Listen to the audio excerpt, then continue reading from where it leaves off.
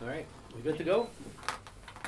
Meeting's already open, so call the meeting to order on January 27th, 2020 at 5:25 p.m. We'll start by the Pledge of Allegiance. Pledge allegiance to the flag of the United States of America and to the republic for which it stands, one nation, under God, indivisible, with liberty and justice for all.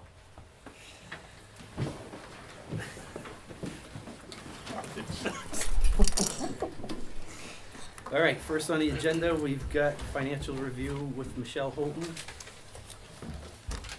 Yes. So, with December being completed, we are 50% through the year. Our revenues are 62.5% ahead of budget at this point, so they are above the 50% reference point that we're using, but there should be a few things noted. The grant revenue for the 405K matching grant has been reported under grant revenue, account 40500. And my understanding is that we should either be adding an expense account to offset that, or that should be going below the line. Since it's not truly an item that's part of the budget, it's a capital item, but I'm just waiting to hear back from DRA on how they prefer that we treat that. And the other item that we've been discussing with DRA about handling is the system development charge. We have a policy on that saying we will charge the fee and that it is designated to go into the capital reserve account of its name, system development. But we do put it before the citizens again each year, and they would have the position to say, no, this year that amount is not going into the SDC Capital Reserve Fund. My question there is, what would be the status ongoing for that at that point? So I'm waiting to hear from DRA on that. But both of the items, the main point when Ron and I were reviewing the financials was that looking at the total revenue of the 2.4 million, we're at the 62.5% of budget. But if we take those two items out, that's going to bring us down to about 55.6%. So even with those items out, we're doing well against budget. But we do have another goal on the horizon of the capital reserve contributions at the end of the year. So that's something that we still need some more statistics on how our usage goes through the end of the year. We tried looking at usage first half, second of the year, the last 5 years or so, and there was some fluctuation. We have seen some of the usage coming down, but then this year we have had quite a few new hookups.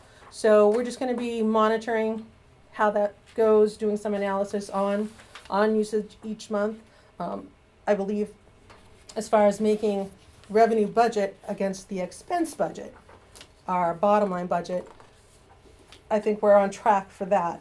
As far as making the goal of our $500,000 capital reserve fund contribution, that's where there might have to be some leeway as we're developing rate schedules going forward, and as how we see the results change when 4 and 5 comes on, see what impact that may have on usage, see what impact all the new properties coming online are going to have as well. Are there any questions regarding the revenues? Yeah, I just had a couple. I'm sorry Sure. if I might have asked these before. That's okay. 40412 service charge for backflows. You know, looks like is that just a seasonally adjusted thing? I might have Second asked half this of the year is before. definitely the stronger year. Okay, Part of the so year. that's why we're under on that. Yes. And then the turning on and off of water, is that kind of the same? I know you can't, it's hard to predict, so. Well, actually with that, part of that is related to when we have shutoffs. And we have not done shutoffs for the first half of the year with the rate changes. And then also, once that settled down, we had the mailing matter. And then as soon as that got back on track, we had the holidays in November and December. So we decided to just let the first half of the year go without shutoffs. And in January, we commenced back with doing that as part of Okay. our standard process. All right, again, I'm just looking at the numbers that stand out the most, that's all. Sure. That's all I have? had for that page. Okay.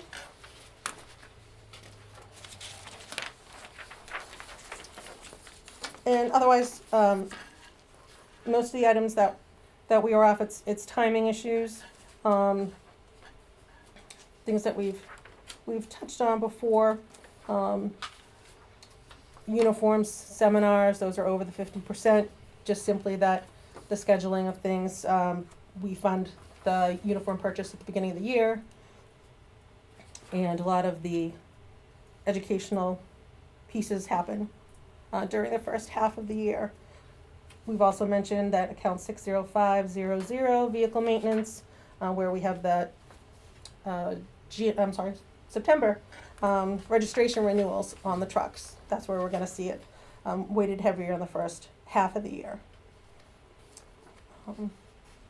I just had a question on the last line item, Certainly. 81950.9, the accounting, professional fees accounting. Yes, Who is that? Is that just our auditors? that is our auditor, Okay. yeah. And our audit is 10.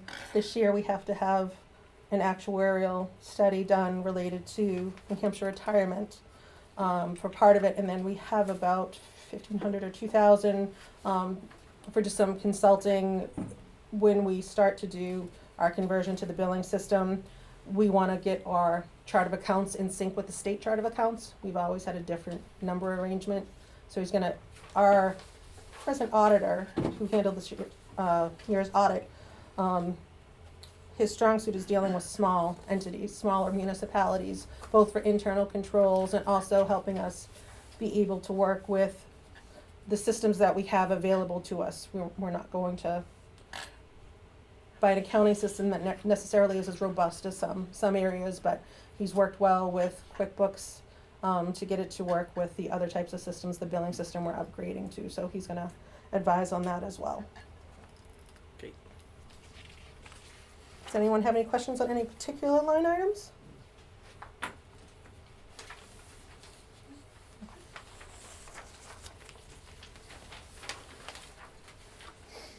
And capital budget expense, we can see we've just had a couple of items there that have had some activity.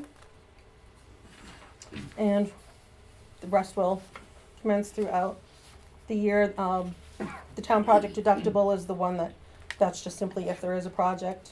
All of the others do have specific expectations of happening this year or being encumbered for next year. Okay, and overall, our total expenses at 1.59 million are only at 41.3% of the expenses through this portion of the year. And as we said, that also can be weighted, obviously, even looking at the capital budget. Once those come in, that's gonna change those numbers, but overall, we are showing a net ordinary income of 800 and almost 18,000.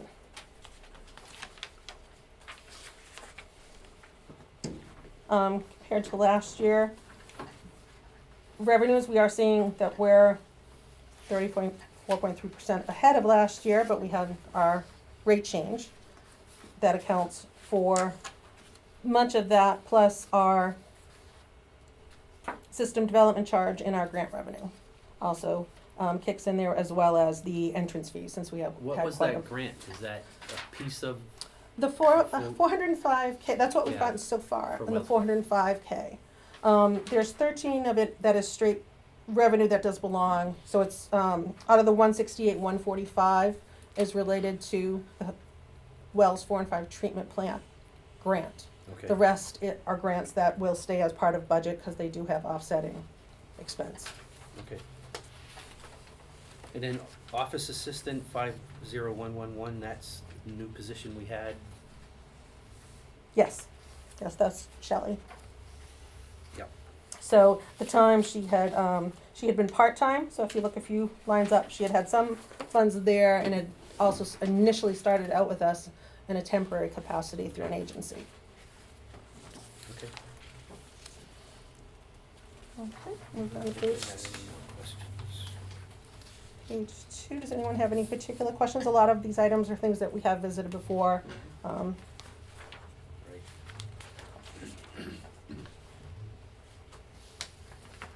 And going to page 3, our total expenses are down 4.2% compared to where we were last year. And our revenues accounting for much of the bottom line net ordinary income difference, we're 685 over where we were last year.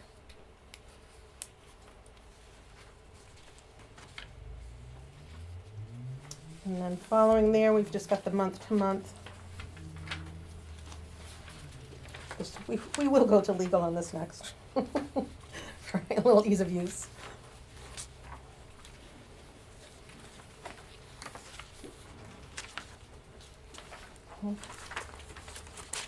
And then lastly with the bank balances,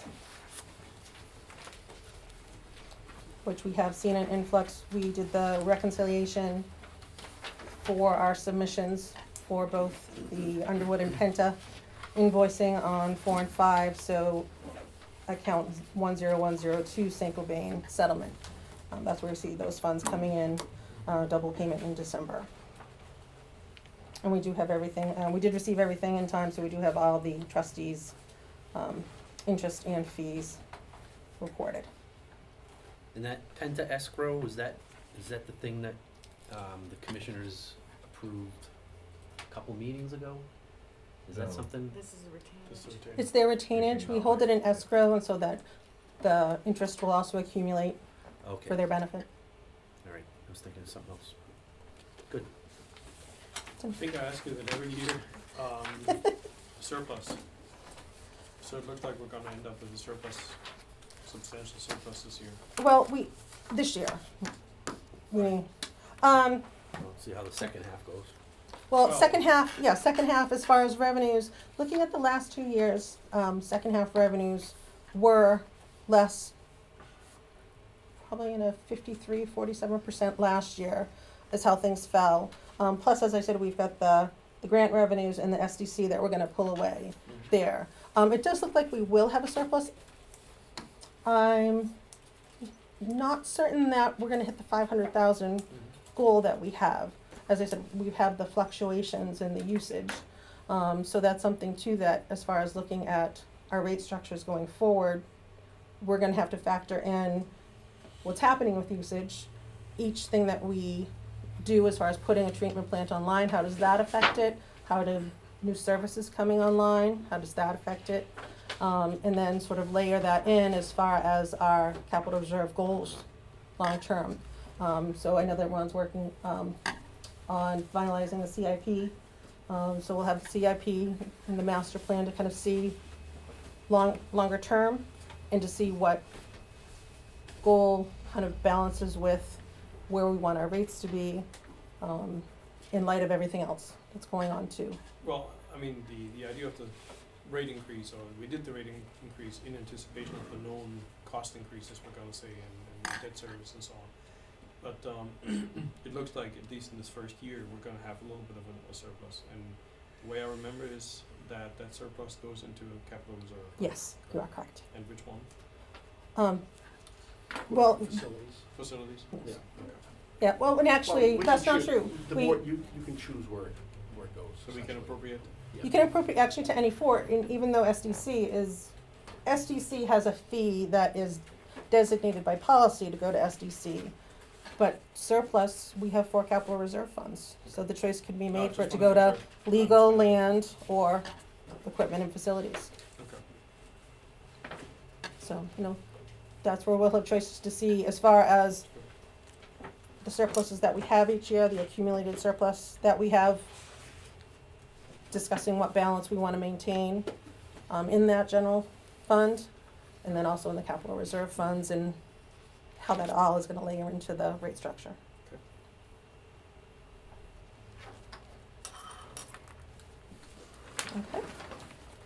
Okay. As far as the budget, were we going to, That's Jamie's on, and then Keith's on, and then we come back to that? yeah. Okay, And okay. then we'll do the, then investment policy, COLA, and CIP. Oh, we're doing those then too? Okay, then I'll hold on those. Then that's all I had on financials through December. Does anyone have any questions on anything? I don't, I'm good. You guys good? All set. All right, very good. Thank you very much. You're welcome. All right. Okay, thank you. Water's back there.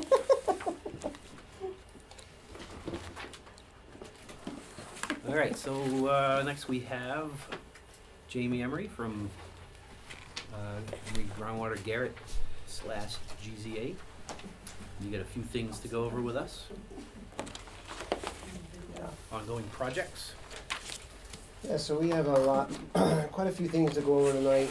I think what I'll do is to, if it's okay with you, do the presentation on the Witch's Brook at the end so that they can move the camera, we can get it on. Okay. But I appreciate the opportunity to come and speak to you all. And I think some of these are gonna be short-lived. You had in your package on Friday the plots for all the water quality data. And I think the real, I think, standout point here is that PFOA continues to be the predominant PFAS compound in the wells. Well number 2 is slightly elevated over the time period than it has been in the previous history for PFOA.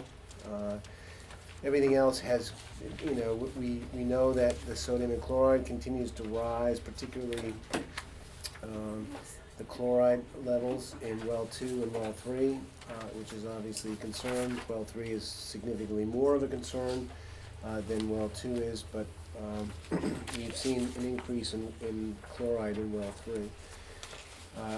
The plots for 4 and 5, I think are just, somewhat, just for your purposes, because the wells have been offline, there's really, it's not really too relevant. But I don't see that we have anything else in here. I do think, and I concur with your approach to this, is that this is a good thing to visit every month or every other month, and that data is pretty self-explanatory at this point. I don't know if anybody has any questions about that, but that's essentially, Yeah, so we haven't sampled any sodium or chloride at wells 4 or 5. for a long time, correct. That's why, 3 yeah, 3 years. plus years, right? Correct. But you see that well 5, if you look at the data on well 5, the sodium and chloride were rising. So that's kind of an important graph to look at. If you see the, the chlorides were moving up. Well, 2 is also, And well 2 is also moving up, and that's it's the one. still lowest, but it's Yeah, concern. It's a concern.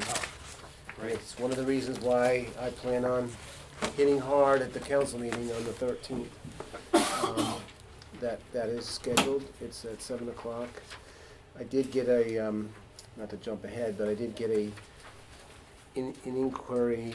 We were trying to get this thing set up with the planning board as well, and the planning board right now is deferred to the council meeting, to have it at the council meeting, and then I think once they see that, maybe they'll allow us to do the planning board, but right now I got an email today, actually, that said they're gonna defer to the council meeting, and they wanted to keep that council meeting in play, so. I hope we get a good turnout. What date is that? The 13th, at 7 p.m. 2/13?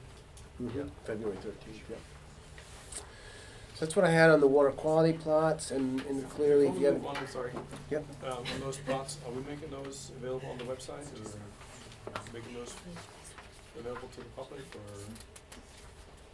Done? what do you guys think? I think they would be good. I don't know if we need all of the, well, it's quite a bit here. A lot of data there. But they're all just PDF files, right? Yep.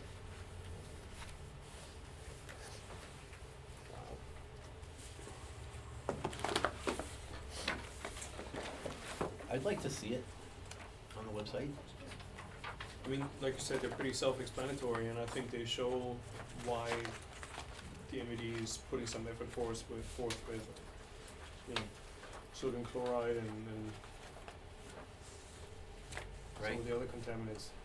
So, Could you compile all those into one PDF and just have a link to one Sure.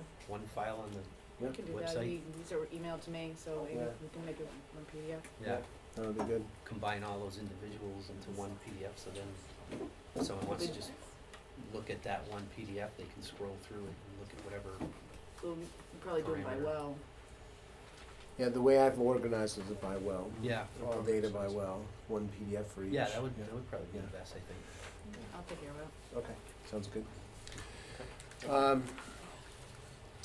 The second item on the agenda was the well MVD3 alternatives, and I think the best thing at this point would be to turn and open that package to look at figure 1, if you would. That's this figure. As you recall, Keith and I had a number of conversations, and I had indicated in a meeting prior to this that if there was an opportunity to not necessarily go forward with the treatment of well 3, that would be, something to consider. At that time, we weren't thinking about necessarily drilling or developing an alternative source, but based on your meeting with Keith in your workshop, it became, a discussion point of what could we do for additional development. And so, in this area here, again, I'm colorblind. Jill, help me out. Is that green? This here? Yep. Yeah, Greenish in the yellow. Greenish yellow area is the area that would be owned by the town of Merrimack, as well as the MVD, and then there's some property there owned by the Horseshoe Fish and Game Club that's open. And our hope was to dig into this a little bit deeper. You see that MVD3 is here.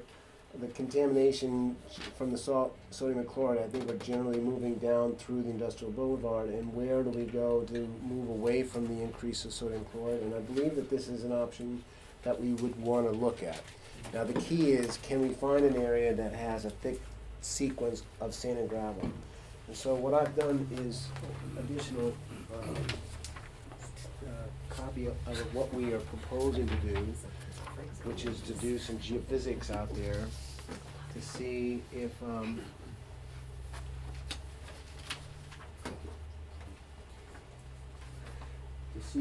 I'll just point this out. Geophysics are run with electrical resistivity, so we run it along the ground here, and this blue area is the thickness of the sand and gravel deposits.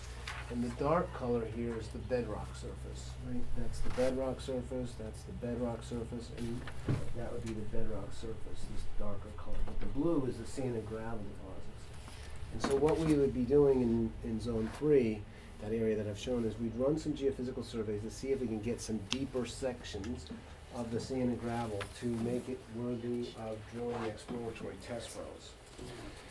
Where did you come up with this shaded area to start with? Is that based on a superficial geology? Yeah, review that's or based something? on our, knowledge of the area. And so we decided to focus kind of on that, and on the area that we thought would be the most likely candidate areas that we could find water. And I think, I can't tell you that the depth of bedrock is gonna be deep and we're gonna have material, but the area where the town of Merrimack owns and this swath here is most likely gonna be where we're gonna find water. And I've also put, just so you know, a little area up here near MVD2, because that's task number 2, and that is evaluate the possibility of developing a well go back to the historical well number 1. So running a geophysical line there, running geophysical lines here, and then conducting some exploratory test well sites, and then pumping those test well sites to get a preliminary yield and quality is what we're trying to determine. And then the third project was to install a pump in well 6 and just pump that well for a period of time, so to see if we can get a water sample from there that would give us a most up-to-date version of the PFAS, the 16 compounds. And we also do 1,4-dioxane, the VOCs, MTB, and drinking water parameters. So the concept there is if we have, Joe's probably the only one that, this was a long time ago, when we did that pump test out there to do the Right. blending.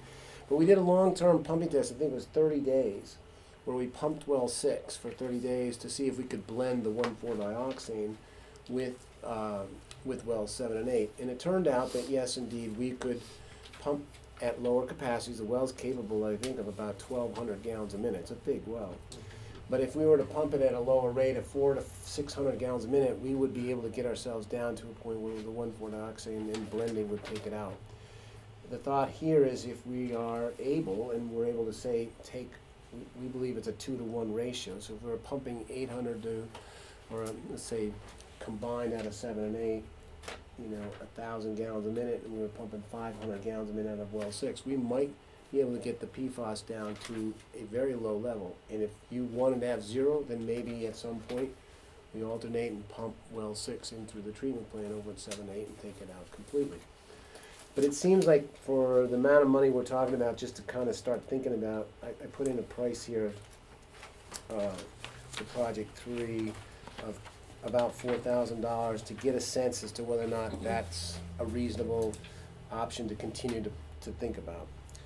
The 1,4-dioxane, is that filtered by PFAS as well? No, so that unfortunately is not carbon, won't touch It's it. not. Yeah. But we were able to get, when we did this, that was the big bugaboo 10 years ago.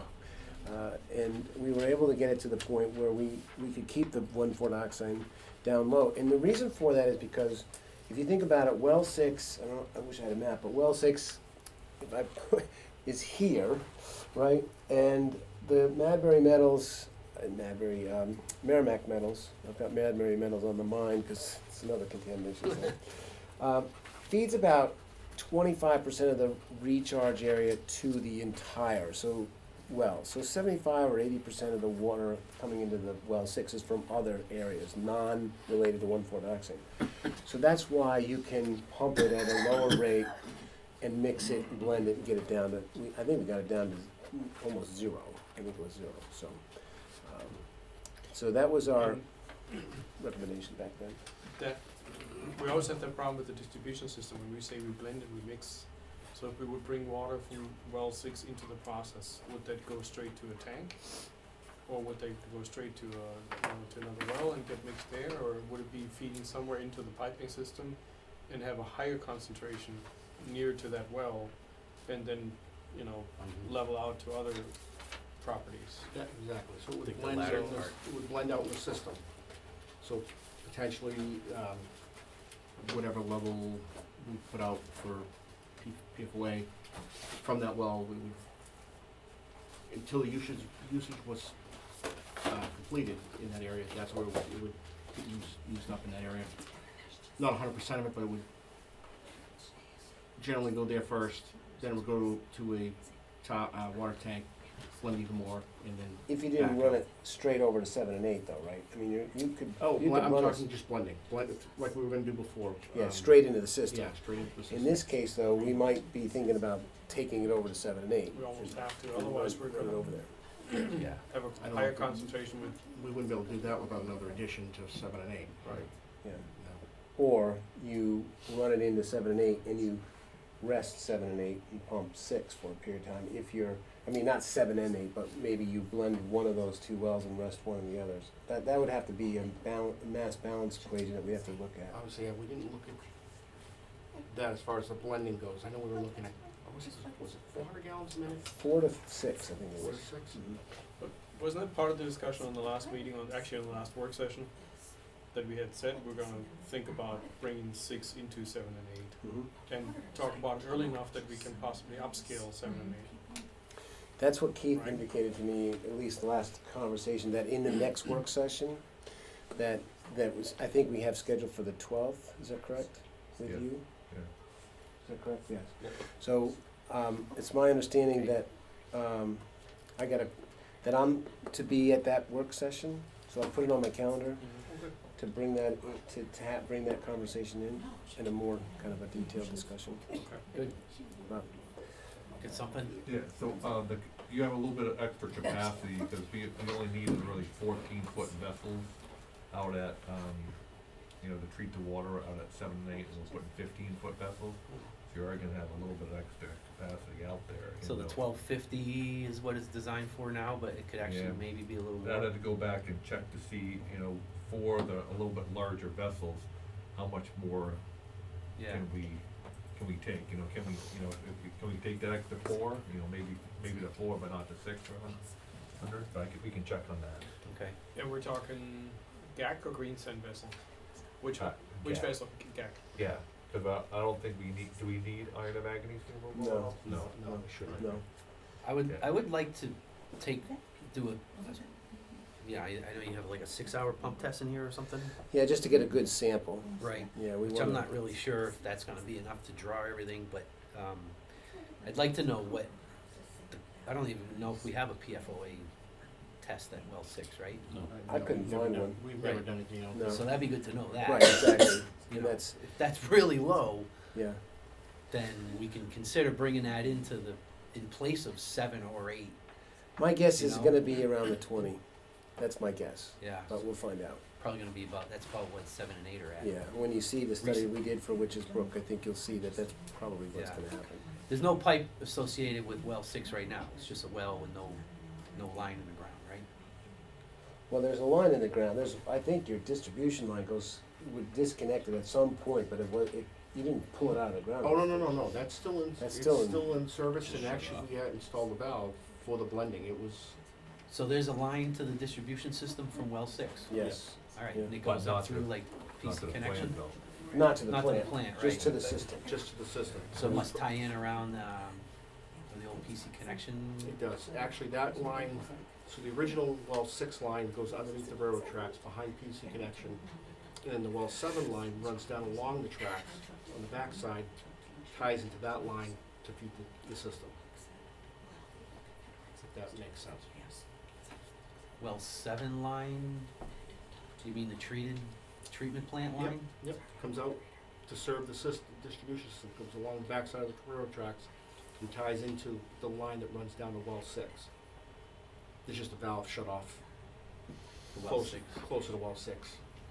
This shut down. So Can where- we use that line to go back to 7 and 8? We need to run another line. It's something we're gonna have to run a line. You'd have to run a second to line, go okay, back, gotcha. yeah. But it's not that far, I mean, Where does 7 and 8 treatment plant, does that go, is there a line in Hall Road that connects to the distribution system? So it runs down Hall Ave to the railroad tracks, and then takes a right and heads toward PC connection cross Oh, it country. And then ties into the line from well 6 that crosses under the railroad tracks, Okay, and then goes up, kind of the roadway between, the old cinema and the Mile High Apple Pie. It goes Yep. up through the grass strip there. right. I think we should bring a utility map for that area for the February 12th discussion, so we Yeah. have that right there, yeah. So it And sounds that- like there's a line from well 6 into the distribution system, and the treated water from 7 and 8 tee into that line. Yes. The well 6 is shut off, so Yep. it just does an ID goes, right. I didn't So they know only that. cross the railroad tracks once. Yeah. I'm trying to figure out like how, if we wanted to bring well 6 into the treatment plant, we'd have to install a whole new line into the treatment plant 7 and 8, because the line right now doesn't go to the treatment plant, it goes to the distribution system. Correct. Okay. Okay. So, the question I have for you tonight is whether or not you want to consider, the items in this proposal that would pursue, the projects 1, 2, 3, and 4. And, that, those are totaled on page 3 of that, proposal. Great. But, you know, the bigger lift is, of course, well 3, to start looking at that option. But when you're looking at the total cost that you're considering for treatment, I mean, these are small numbers in terms of trying to figure out if this is even an option.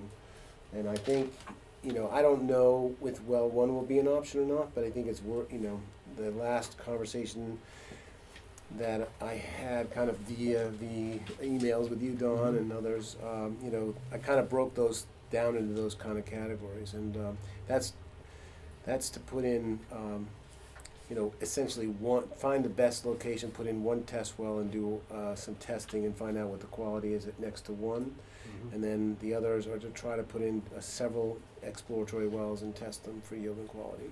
What, do you know, we had this question last time, and I think you had mentioned that, you believe well one is decommissioned, I thought it was. It is. so it's Yeah. full of concrete, it's Yeah. not to be, no way we could replace Yeah. the screen, we'd have to do a No. whole new well over there. It wouldn't really matter either, it was so deteriorated that it would have to have a replacement well anyways.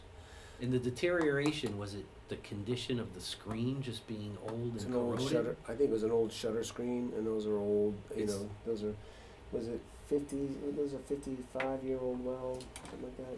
I believe, yeah. Cause I've heard it was Ch- pumping sand and silt and stuff, but Yes, that's because the screen was corroded, it's not because the formation is too silty? correct, yes. Alright, I mean, well, Because let's those put are- it this way, there's limited amount of water that can come out of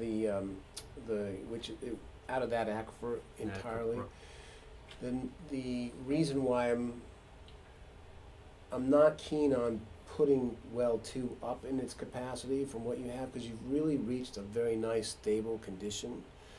I think probably that well 1 might actually, if it goes back online, it's too close. temporarily might improve the water quality of well 2. If as- well one wouldn't, if there was another well around well one? If it's conceivable that the capture of well 1 would capture some of the sodium and chloride and other contaminants and allow well 2 to recoup. Now, the downside is that It's in well one. if it's summertime, yeah, well, the downtime in the summertime, there's concern on my part that the overall capacity of the aquifer is gonna be insufficient to carry both wells full time, all the time. But that might not also be, you know, the original reason for taking that out was because we didn't see a lot of extra capacity coming out of well 1 in its entirety, if I look at the overall balance of water, water balance in that area. And because we had the well was producing sand. It's an old well that had a shutter screen, we'd have to get, we wanna put a modern screen in, a stainless steel screen. But it seems to me that, given the dynamics of the change, we didn't know about PFAS, we didn't really think that well 3 might not be an option. And with those changing dynamics, I think it's at least worthy because there's historical infrastructure there. So we've, not to put a lot of money into it, but to at least start thinking about it. And I think ultimately you're gonna normalize, I think Keith will probably, if we do this process, will normalize the cost of every option. And 1 may fall out, and 2 and 3 might fall out, and 6 might fall out. But and Mitchell Woods might be the one, or artificial recharge might fall out, and we'll talk about that too. That's one of the comments I had here, is that I'd like to get all these options kind of listed out at some point, maybe in the next work session, and work towards figuring out what the cost per, 100 cubic feet of water, cost per gallon, whatever you wanna say. Mhm. And that's gonna tell us where we're getting the most water for the least amount of money. But don't assume that you can get them out of those sites. This is Right. trying to get to the point to say, is it an option or not an option, That's up to you. Wells 1 and 3 are on the same aquifer, right? But 6 Uh, is not, One, right? 2, and 3? No, Yeah, 1 and just- 2, 1 and 2 would be in the same aquifer. 3 is somewhat separate. It is? Yep. We didn't see impacts between 3 and 2 and 1. Can we utilize some of the monitoring wells in the area rather than drilling in? You could, and we might do some testing, but really, if you look at the geophysical lines there, that's gonna tell us, where is the best place to drill, right? These deeper zones. Yep. And now, if we go out there and do the geophysics and find out that the best site is already where you've got a piezometer in or a monitoring well, then we would test that one. But we don't, Dan and I looked at the locations and we didn't see anything that really shook us and said that's a good place. But that's a good point, Ron, and I think that's something we would definitely take a look at. Yeah, I guess, I mean, you could put some kind of pump in a monitoring well and just sample it and see if you got, I mean, I'm sure we're gonna have PFAS. I think the real driver here is what do we have for iron and manganese, cause we're looking for a well that doesn't need iron and manganese treatment. Right. We got a well that needs iron and manganese treatment already, Right. that's ready to go. We wanna get That's the rid, the problem. whole purpose Yeah. of this is to get out of that game. We Exactly. wanna get you something that is not gonna be Doesn't need sodium $6 chloride, million. doesn't have iron and manganese, and Right. maybe we don't have, you know, the PFAS. But one of the things I do wanna share with you is that in the monitoring wells you have, are gonna have 10-slot screens in them, because that's all they are, is, Right. then, you know, they're in there for monitoring water levels. We're probably gonna be putting in 20 and 30-slot screens so we can pump more water to get a better evaluation of the yield. I mean, that's typical, the monitoring wells have 10-slot screens in them. It is. So that means the opening of the screens are very small Yeah. for water level monitoring. So you would assess yield and water quality in that test well, in that case?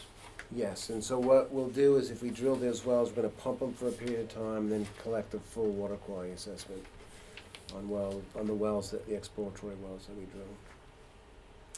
So I was thinking that it would make sense to pursue some of these tasks. I was thinking maybe we do them in progressive order, but, like, in other words, maybe task 1 and 2 of each of these. And, Should we? obviously, if the results of task 2 indicate that there's no aquifer there, then wouldn't continue to drill monitoring wells if the geophysical work said there Oh, wasn't. you're talking good- about a certain project, or you're talking about project Um, 1, project 2? Well, the first couple projects anyways. Yeah, if you go to page 3, so is that what you're talking about? Doing project 1? Yeah, and then you got it broken down more on Right. page 2. Right, It's like project 1, task 1 and 2, yeah, and then project 2, task 1 and 2. right.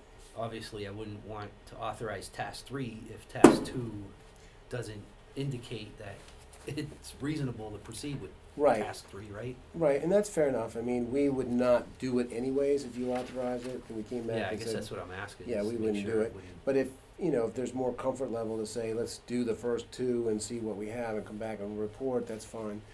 But I can tell you, if we don't find anything that we like, we're not gonna go forward with the drilling. The other thing is in the schedule on page 3, you didn't really have like any kind of timeline in there, so I didn't know what time you think this would take. Let's say to just do tasks 1 and 2. For each of those? For the first 2, for instance, I think Yeah, for those are the 2 most, project. I mean, this is priority. probably to get, we're gonna have to get some permission on some properties, so I'm guessing this is gonna be I hate to give you a wide range, but 30 to 90 days. I mean, we could get this Yeah. done in 30 days, but it might take us a few weeks to get someone to say, yeah, get on the property. and I obviously don't- the weather has a lot to do with it and stuff. Yeah. If the snow stays off and the ground doesn't get too frozen, then the geophysical surveys we can do. If we get a real cold spell, then we're gonna be held off because we can't get the probes in the ground. So, I mean, to be safe, I'd say this is a 60 to 90 day period. If you guys said, get it done tomorrow, of course, we would do whatever we could to get it done tomorrow, but I think it's 60 to 90. Well, 6 to project 3, shouldn't we be doing that sooner rather than later? Yeah, We should, right? Yeah, I I think mean, so. I think that's to me, that's an easy. so what do you, I mean, if all 4 projects here and the result is a summary report of the investigations, that's something that's what, maybe a little more than 3 months when you include the report and everything, right? Yeah, I mean, I'm just trying to get a feel for. I'm gonna say maybe 90 by- days. We should be able to get this done in 90 days. I would Really? think. Yeah, I mean, You can do partial reports too, right? Yeah, we don't can have do to wait par- until the very end until we can prevent some Right. ideas here. right. And in fact, I mean, trying to be flexible, some of this could be done in just me coming down and giving you a, you know, discussion on where we're at, you know, as opposed to a full-scale document.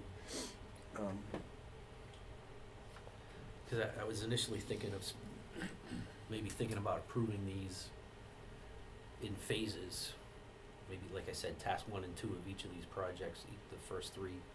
But I don't know, I don't wanna have to wait a whole nother month too to have a meeting.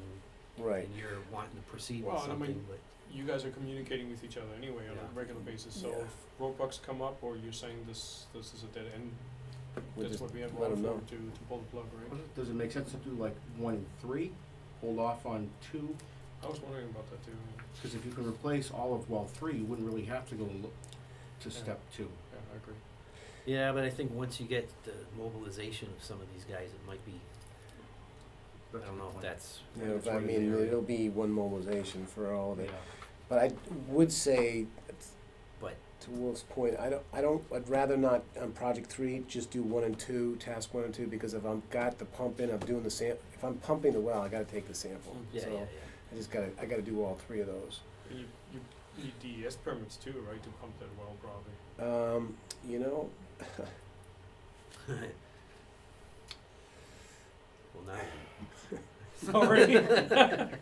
But that's not any different than getting the samples for 4 and 5, is it?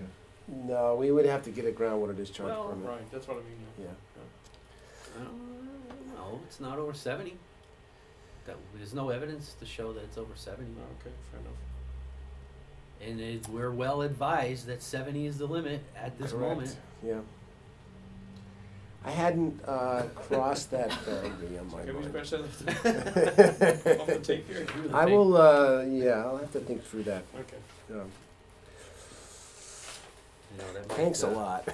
That might blow up the budget just on that.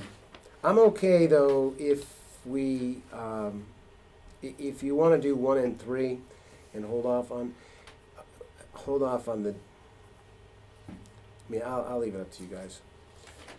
Clearly, the best, simplest way to do it is approve it, and then we'll just tell you, no, we're not gonna do it. But I So- understand that this is a fair amount of money, so I don't wanna go down a path that people feel uncomfortable with. The geophysical surveys is a big part of this. It's critical. This goes back to what you were asking about. We pulled out a bunch of cross sections that we were looking at our last work session, and it looks like there's some cross sections through the well 1 area, I think. Would that not be suitable to be used, and there's a reason we're doing a geophysical in addition to that? Yeah, well, part of it is that those data are 20 years old, and we got new equipment, and it's a whole different world So out is this there. gonna be more reliable, or? Yeah, Because yeah, I'm yeah. sure like the aquifer didn't change in The 20 aquifer years. didn't but- change. The accuracy, the accuracy. Didn't change in 10,000 years. As one but- of my testimonies to a judge was, at one time, he said, yeah, nothing's changed out here for the last 13,000 years. Yeah. But our ability to evaluate it is better. Yeah. And more accurate, so. So maybe you can do it in conjunction with using the old cross section and see Oh, if we'll they- use all that data, right, Okay. yeah, we'll definitely use And that obviously data. you But have we're all not that. gonna do the same line, so, same Right, location. okay, that's something I was wondering Right. about. Right.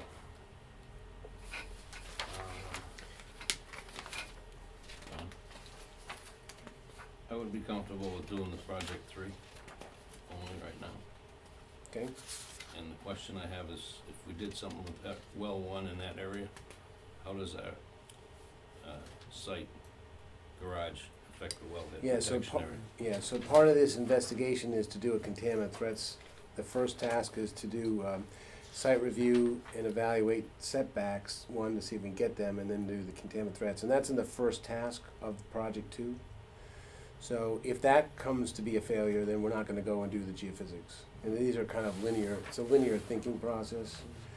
I mean, I think you gotta go and do that, you gotta look at the contaminant threats to decide whether or not it's worthy of it. My feeling about project 1 is pretty strong, because if we're gonna bag 3, and 3 is a really important capacity, and we can find another source out there that doesn't have iron and manganese, doesn't have sodium and chloride, and is on a property that is easy to get onto, then it's gonna be cheaper, I think, in the long run to do that than it is, and if I can get that as a replacement well, that'll be the key. That was kind of my question earlier with the aquifer. From past discussions, for some reason, I'm thinking that some of these wells and possible relocations on are exclusive to each other, because they're depleting the same aquifer. Wasn't that part of the discussion Well, we had well last two time? and well one, correct. Right, Yep. right. Yes. So, in the light of that, we're not touching well two. Well two, we're pretty happy with aside Yes. from PFAS contamination, Right. so we're gonna definitely pull that through, right? Right. So, should we look at project number two for For well well one in light of that, because we might Yeah. be topping out anyway? If I was to prioritize these in my world, I would prioritize them as one, project three, Right, and task one of project two. That's the contaminant threats. That's how, and those would be kind of 1, 2, 3. In my Right, view. but that contaminant threat investigation only has value if we're considering. Correct. So if dealing you with well don't one at consider all. it, So I would, project two to me right now doesn't add any value currently, in my view, it's the least valuable. the least value. Yeah. I concur with Just that. because we have the ceiling of the aquifer, total production rate of the aquifer Yeah. Yeah. across all wells that are tapping into. I think the only reason we had the conversation was because of its proximity to existing infrastructure. Right. That's Right. what it's all about, You'd I go right guess. under the brook and you'd be right at the treatment plant, Right. the new treatment plant. Because the new well, treatment too. plant is going down near well one. Well two, by well two. Oh, by well two. And I mean, Okay. I'm asking, I'm not stating, right? Sure. So I don't know if these production maximums per aquifer are something that can be reviewed. Is that something that is, subject to change upon application, right? Yeah, Or, so in that case, it may make sense to look at project two. number two for sure, right? Yeah. So, Well, I mean, was there ever a time in the past where wells one and two were both operating together? No, absolutely. Oh, for years. Yeah. Years and years. But we also found that, And yeah. were we pumping? So let's put the, one thing too, to kind of put this in perspective. So well two is this deep, and well one is that deep. right, And well one is this deep over here. So you can imagine, as I start drawing my cone of depression down, this area is gonna come down first, and this puts this well a little bit in jeopardy if I have a severe drought. and wasn't that well also really close to really steep Boundaries. boundary, right? Yeah, there's a boundary, do you mean well two? Or no, well one has got a boundary. Well two does not have a boundary. Well two is pretty much in the center of the aquifer. Well Okay. one, Well, one's boundary was on the brook side and not, right, I thought it was the other way around. I thought the boundary would be at Continental Boulevard, but the boundary is actually at the other side of the brook as it starts yeah, going I'll have up to the go hill. back and take a peek at that, cause I haven't looked at it in a while, but I know that when we did the modeling, there was a boundary close to well one. Yeah, Because it gets shallower in that direction, and so you don't have access, it's just, anyways, I mean, again, if, I'm thinking about if those two wells did function together in the past, and not But like, not at the full rate probably then, right? well, that's what I was wondering. well, we pumped, I think that Well we two were always pumping pumping- well 300 at Well, well well one. two always pump the same. That's interesting. I'd have to go back and look at historical data on well one. I don't know if we shut it down at a certain, in other words, like Yeah, Jamie's saying, if, how reliable. we're starting out, we're looking at, groundwater levels and, okay, we're gonna shut well one down because we're gonna start cavitating or something. Did the- I don't know if that occurred or not, and that could very well have been shut down peak time. Right. Did the permit change over the years? Well, the permit, this is a question that's gonna have to be evaluated too, is do we have to go, since it's disconnected and shut down, Sure. do we have to go through a large groundwater withdrawal Yeah. permit? That's part of the downside Mhm. of that particular option. Well, they're making us do it at well four, and that's like an active well, and just a few feet away. But they're not asking you to do a large groundwater withdrawal permit. That's what I thought. Pump test on it. Just Do a the pump Oh, test, just a yeah, pump test? no, yeah, I would be shocked if they required a large ground withdrawal, cause that Right. goes back to public hearings and everything Yeah. else. So, there's a public hearing in the preliminary, and there's a public hearing in the final report, and, that adds a couple $100,000 to the process, so I And don't think. so we the need to- existing aquifer protection districts are only related to well two and three, and there's no there's no component of that aquifer protection boundary that's related to well one? Yes, well one, we have the aquifer protection boundary includes well one. I Okay, believe that our so original. that might be a I way don't think that that, ever changed, yeah. it That- We might be never a way we changed can that. say we're still in that protection zone, so. Correct. That's still the record on, Okay. that is the record at hand, that well one and two are together in that zone. But anyways, I don't know, I don't know, I don't think we really have all our answers unless we really do all of this, which I'm not. And again, I guess my thought was if we're looking to replace well 3, if we do that along, we wanna know what's at well 4, at least get the PFAS testing and that done. And if we strike so out well six, yeah. I'm sorry. Six, right. well 6, if we strike out, let's say with finding another supply for 3, we can always go back to, you know, the partial at 6 and look at well 1 area again. But we'd never know if there was a better option at well one that's closer for Well, treatment either. I don't think Not to there the is. treatment plant, it won't be. Yeah. Yeah, Cause even if we found something where we want around the well three area, we're still talking about running a line of pipe almost a mile, so that's not gonna be cheap. No, The cheapest alternative, if the aquifer is there, is well one. Cause it's right there, It's true. but that's why I kinda think we need to know all of these questions. Would you have higher sodium and chloride at well one? I was thinking if you I have a would problem think with so. 3, I would think that 1 would have the same issue. no, you're far, you shouldn't have the same amount, I mean, you're way, so well one is far north of the area, the concentrated Or area. do you think it's where the DOT is on Industrial Drive?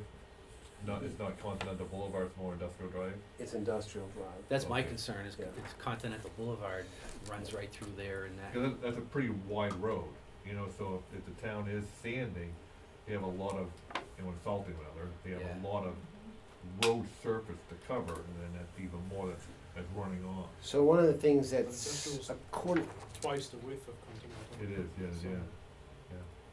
Right, and One the of the- state's applying it down here, whereas the town's applying it up north. north. Right, So if we believe the video that the town showed us, right, that said they weren't applying salt to the Oh, north. really? Oh, okay. Well, Oh, they really? showed the video that, they're coming down in this all snowy and bumpy, and they're getting 100 complaints of the area north, but you get to industrial, you get down to yeah, you cross Industrial Industrial Drive, Drive, and the rest of everything's Continental is bare. clean, bare. Oh, okay, yeah. And they're, Yeah. and they're saying, well, the state is not abiding by the And I've seen terms. like tons of salt coming out of this like 3 orange state DOT trucks Yeah. just blowing the stuff You're out. getting everything from the Mm. highway down, Right. cause it's all lead, so it's all hitting that and So- coming right towards you. So we're also in the belief that there's a fairly significant amount of sodium coming in from Fidelity parking lots in that area. So, I mean, that's one of the things we're gonna have this conversation with the town council and say, okay,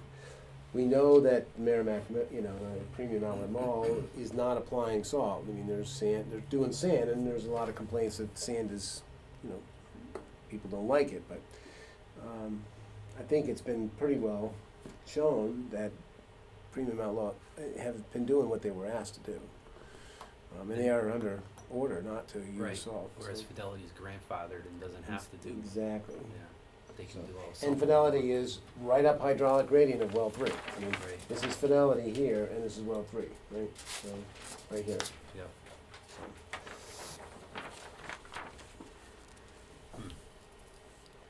Well, what's the pleasure of the board?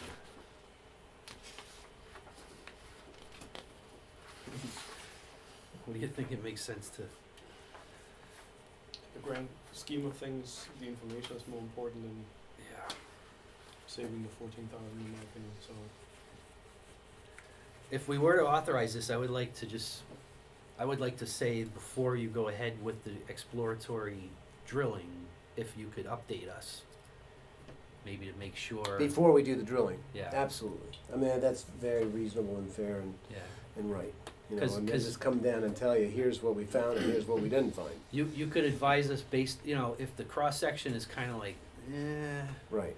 then, maybe we'll leave it up to I will us. tell you that Jamie has come to us after he's looked exploratory, said, no, we're not going any further. Alright, that's Yeah. good. So he's Definitely. honest. And I'm not thinking you wouldn't, I just wanna make Yeah. sure it's, He's not gonna spend our If- money foolishly. what I'm thinking is if it's on the, if it's like 50-50, then maybe we can make that decision, Sure.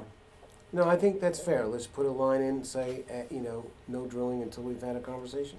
Yeah. Or at least I've given Ron and Jill an explanation, they can share it with you and. What your interpretation is of the Sure. cross-section, if Yeah. it seems reasonable to proceed or not, and, I don't know.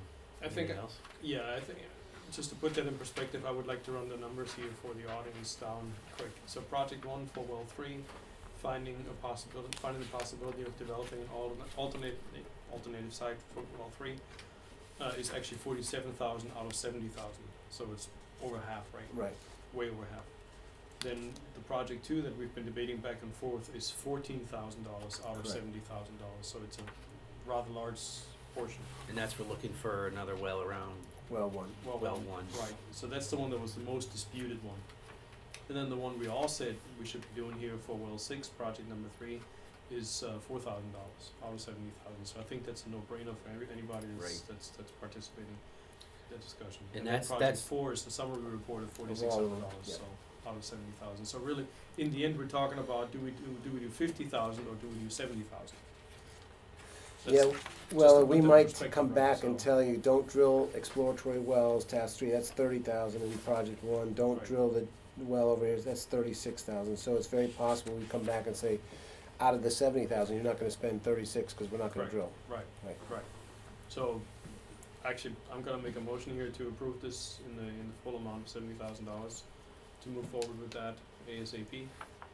With the With the condition, caveat that you just mentioned, that Okay. we Report to may us or may not after. be actually spending a good deal of that money right, for the test drills, depending on the result of some of these tasks, as proposed. Motion made by Wolf, Second. second by Joe. Any other, discussions, or I'm kinda good. beat this one to enough? All those in favor signify Aye. by saying aye. Aye. Aye. And if you would please, on 300. the minutes, call that out, the monetary, how that spreads out over the different projects, just so that's transparent. Good, no, I think that was good, I think you covered a lot of the questions that we had from the previous good. workshops. The next one is no action required, but it's the artificial recharge for more discussion. So I was asked to look at what the potential costs are, and this is probably one of the harder things I've ever had to do. But the benefit of the artificial recharge would be to take the wells 4 and 5 and bring them up to the full permitted capacity, which would add about 650,000 gallons a day potentially. We would be diluting the PFAS and the sodium and chloride that's in wells 4 and 5, so that'd be a second opportunity. We would extend the life essentially of the carbon by reducing the PFAS, which is what we're seeing over in Dover. And we'd be able to use the infrastructure that is being built right now at maximum capacity, which is being, what's the maximum capacity of the treatment plant at 4 and 5, 850? Yeah, 70. 870, so Eight these, seventy-five, you said in here, is that, that's one of the questions I had, what it was. Maybe it's 870. 870. 870, Okay. okay. So then, in order for me to kind of get my head around this, I've had many conversations with DES pursuant to the request with Brandon. I've had conversations with Keith on a number of several conversations about that, and I've also called Penachuk and had a long conversation with John Bovair because they just put an intake structure down in the Merrimack down by Budweiser plant. Did the price he give you for that, is that what you're including in here? No, their price was 6.5 million, and it Cause that was included, a lot more elaborate. from and it what was I'm- more yeah. elaborate and more involved. And one of the things, they had an existing infrastructure down there, an intake already. So there was there's not super comparable, but they also can pump, they're gonna be pumping 12 million gallons a day, I think, out of that, or something to that end, or more. I also, because I know Wolf asked me this on a number of occasions, is how would the state view us pumping artificial recharge water into the ground that's contaminated and go in, and so forth. So I spoke with the waste management group, not waste management, but Wastewater. wastewater. No, it's waste. No. It's Mitch Locker? no. I actually spoke to Jeff because he's running the he's Hazardous running waste. He's running the, I'm having a mind cramp right now. But anyways, the folks that deal with PFOA and PFAS at the state level, right? And there is a groundwater management zone that's a 64 square mile region around St. Cobain. That's staggering to even consider anybody who would be thinking about having a groundwater management zone potentially, or an impact area of 64 square miles. So obviously we're in that groundwater management zone.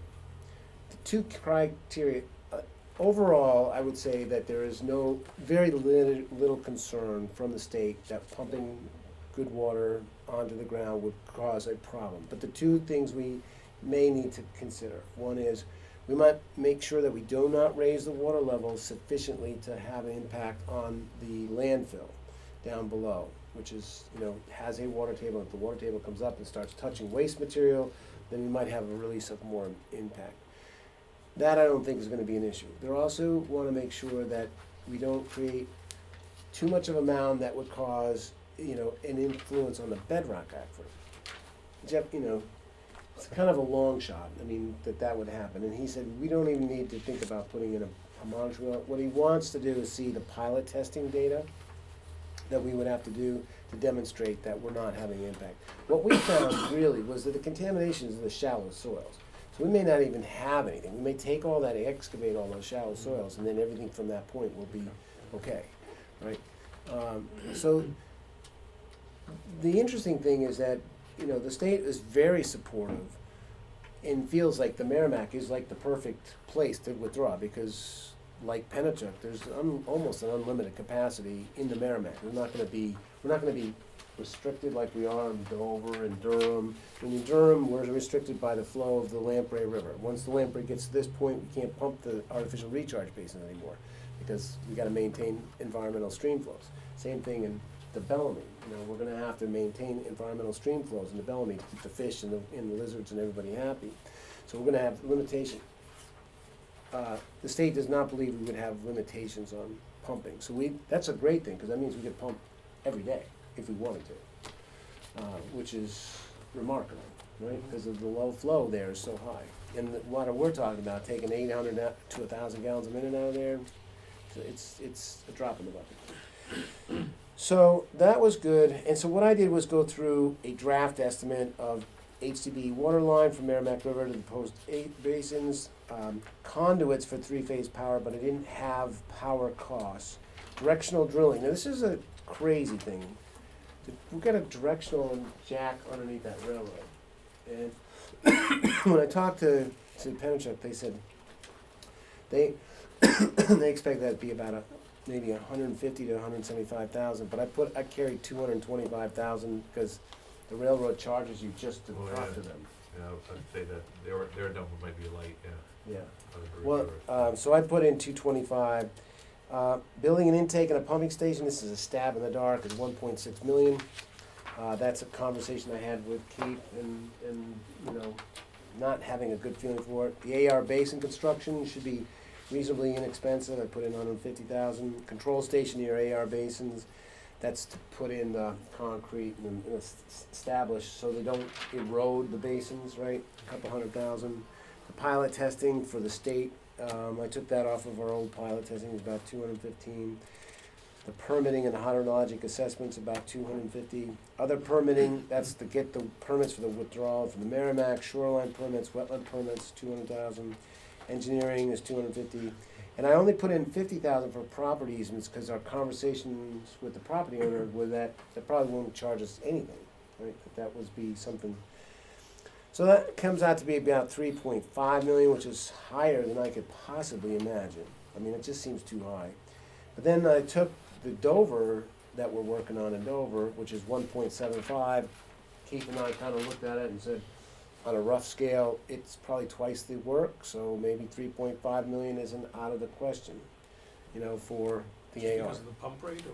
What's that? Because of the pump rate? or Pump why? rate, just the work scope, you know, the distance we had to pipe the water, the fact that we have, you know, an intake in the river, the kind of the comparable things that we could say, well, we don't have the river, we don't have the railroad crossing in Dover. We already have an intake structure to a certain extent, it's not gonna be completely redone. We're doing the permits under a separate contract, so it's a rough guess, but to me, I think this is a good planning number, 3.5, and if you wanna put a contingency, and I'm not sure that it makes sense at this point yet, but I think the next step is the twofold. One, and we can talk about this in the February 12th meeting, one is to do a normalized cost-benefit analysis across all our sources, and the second is to do a pilot test. Now, would I have to send that information to the state and have them review it and say, yeah, we're in, we're good? So, Would the pilot test actually tell us that we can, that the soils will accept the water and take out all the organic material from the river. we're not gonna see an effect as far as like, the water table or something like that, right, from the pilot test? Just because the pump rate is gonna be too low. No, we wanna see an impact on the water table. We do. Yeah, because we wanna see how it's gonna operate under normal conditions, so we try to mimic it. So you're talking about a loading test where you're putting water in the aquifer? Yeah, and we'd probably load it from your system. Yeah. We'd load it right from the hydrant there. So So we would measure how much water we fill into the, We'd measure the Yes, flow in and the flow down and and the, then measure and the table water and- chemistry around it. water rises. Yeah, And yeah. you got all It's- those monitoring wells in and stuff So we already, have a- right? Yeah, and the key is one of the things we're gonna have to do is probably a column test too, because we need to take some of that bacteriological, the water from the Merrimack, you know, the organic material, and see how that also, so we're gonna have to sort out. We've done that with a column test, so we go down to the river, put a column of sand and gravel in a big, I have pictures of what we did in Durham for UNH, but run it through that column and take out a sample at the bottom of that column and determine, do we get all the bacteria out, did we get the turbidity out, did we get, you know, all those things that make a difference. It's not perfect. So, a couple years ago, you had, put in for a grant, for artificial recharge grant, right? And if I'm remembering To the trust fund. right, the total cost on that was 800,000 and you were looking for 400. Yeah, I can't remember what we Match. included in that. We may have been running a pipeline over, temporary pipeline, I can't remember. I have to go back and look at that. I think that was just for the study. Yeah. Yeah, I don't And know. it seemed like a very, very high number to me. It- But it I'm just might have wondering, is been- all that included in here? So one of the things we would be depending on is having the MVD build the basins for us. You know, the temporary basins, I Okay. suppose. So we in Durham spent a fair amount, I mean, it was over 180,000 with, Well- what's his name, Severino. Severino did them? Yeah, he did those What is basins. it? Yeah. It's, They were small ones though. what's that? They were small, the test Well, ones. no, they're bigger now. I don't know if you've seen them. The test ones? No, the test ones were small, yeah, the Yeah. bigger ones were Big big. ones, yeah. Was it ones that you? I'm gonna look at that because I wanna Yeah. make sure what, I was remember planning the on. number more than the scope. So. Yeah, I was planning on having the MVD build the basins for us on this pilot testing and not us hiring somebody to do that. So, but I will go back and revisit, let me make sure I put that in there. Again, this is a piece of information that we're trying to assess the cost for as best we can at this point, Right, so that we can say, okay, artificial recharge, if we do it, is gonna be how much money for the gallon you're getting extra. Correct. You know, that's Right. kind of what we're trying to evaluate all that. And I know we have the capacity in the GAC filters. Right. So Well- that's important, but wanna make sure we're not spending multiple millions of dollars just to get an extra 400 gallons a minute, you know? But you wouldn't get an extra 400, cause you're gonna be pumping more than that to begin with. What's the delta that you're, Well, the Um, sustainable capacity of that aquifer is 420 gallons a minute. That's a sustainable, every 24/7. But Right. we're pumping more than that when we pump wells 4 and 5 yeah, typically, it- right? Typically. but you, so if it's sustainable at 425, and you're gonna be going up to 670. So you're Eight- gaining, you know, 870. 870, right? Yeah, Oh, 870. okay, yes, Yeah, so we're gonna be adding yeah, a significantly amount of water.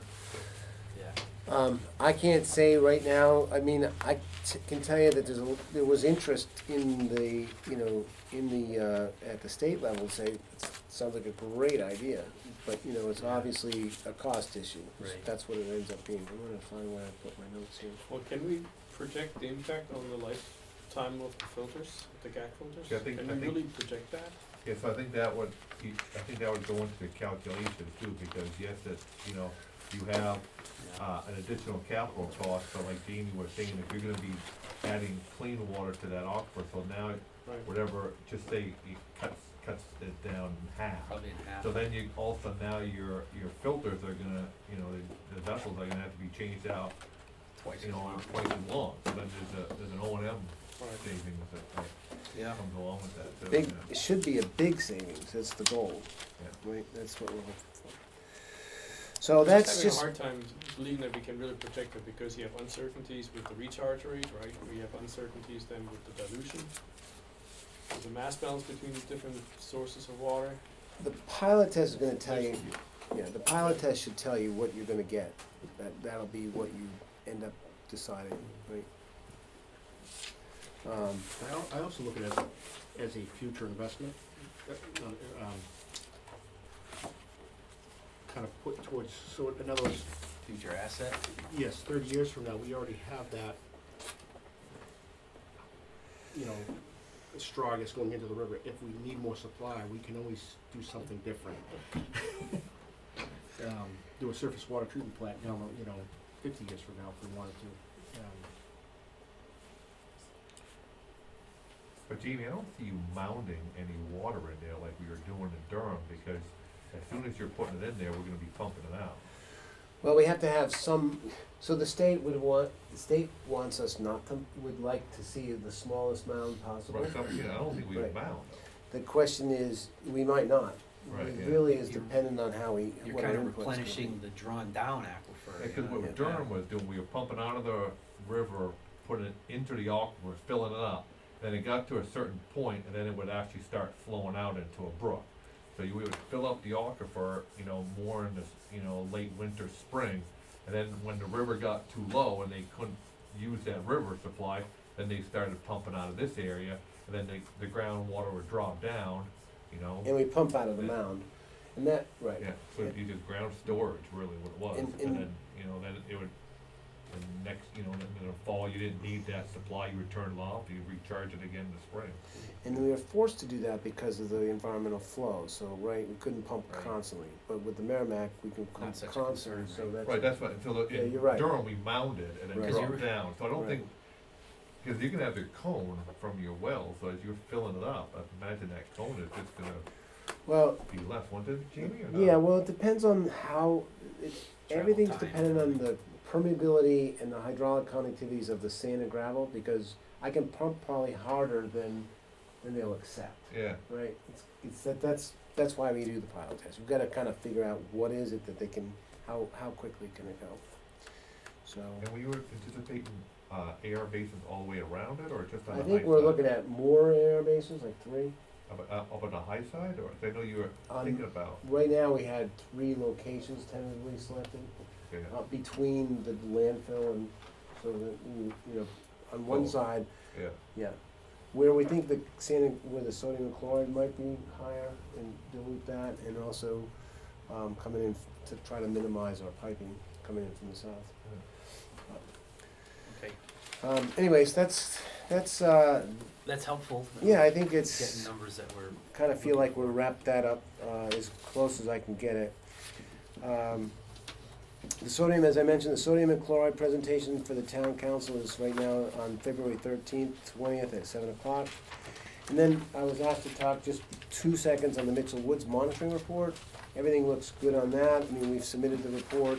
The wetlands report came back and basically indicated that, you know, nothing's changed significantly, and that we've got the water level monitoring that's going in at Mitchell Woods with the 5 or 6 or 7 wells that we're doing for the permit. It's all part of the requirement of the large groundwater withdrawal permit that we can maintain every year.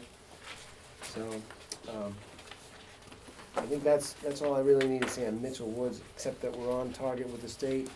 And then I thought it might, if it's okay with you, to kind of give you, and maybe we don't have enough time, I don't know what time it is, it's 6:45 already. But to give you a 5-minute, if I can, on the Witch's Brook.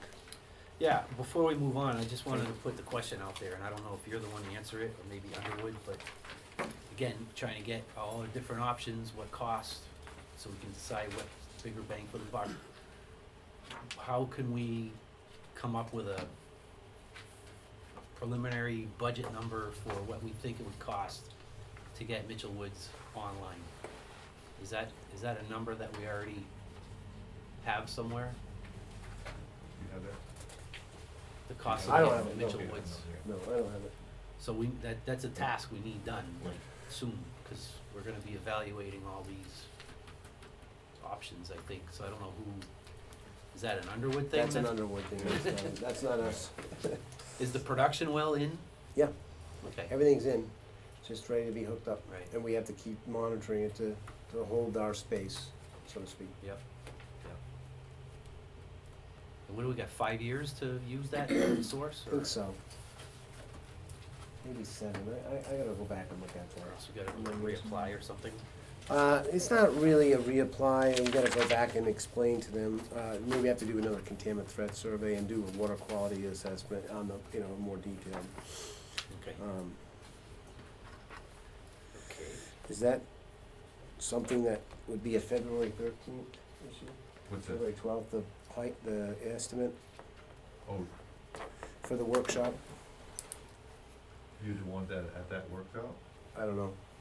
If it's possible. Yeah, I need to move that, cause this screws up my screen. So what do we got, February? I think Keith has a number. was You might that? have a number? I I thought he had think something. Keith has a number. I think, okay, I can check with him on But that. somebody yeah. said like Yep. 1.5 Go right million on or the something. Beautiful. So I'm gonna step back here for a minute, if that's okay.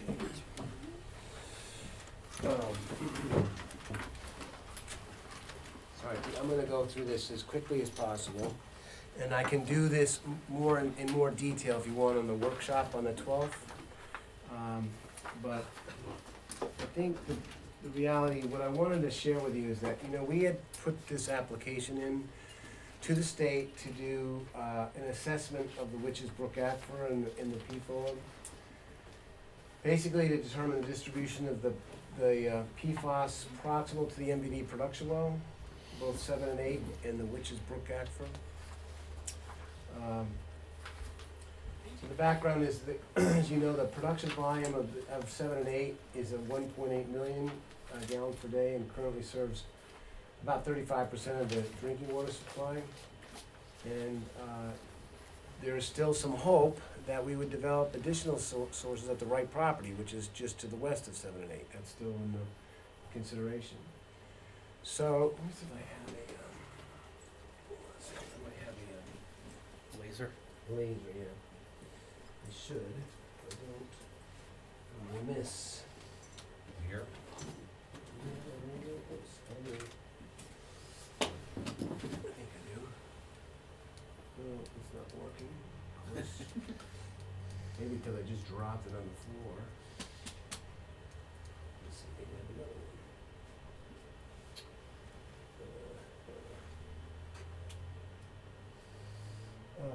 A big yardstick. Yeah. Well, anyways, I guess, you know, the bottom line, what I wanna show you is that this is the, you know, the area of investigation, essentially, that's the right property, 7 and 8, and 6, as you can see, is pretty close by, right? And, that's kind of our study area of where we did our investigation. The Witches Brook Aquifer is essentially comprised of stratified drift deposits from sand and gravel. Those deposits store and transmit a lot of groundwater and overlain by an extensive wetland peat deposit surrounding the Pennachuck Brook and the Witches Brook and the Mill Brook.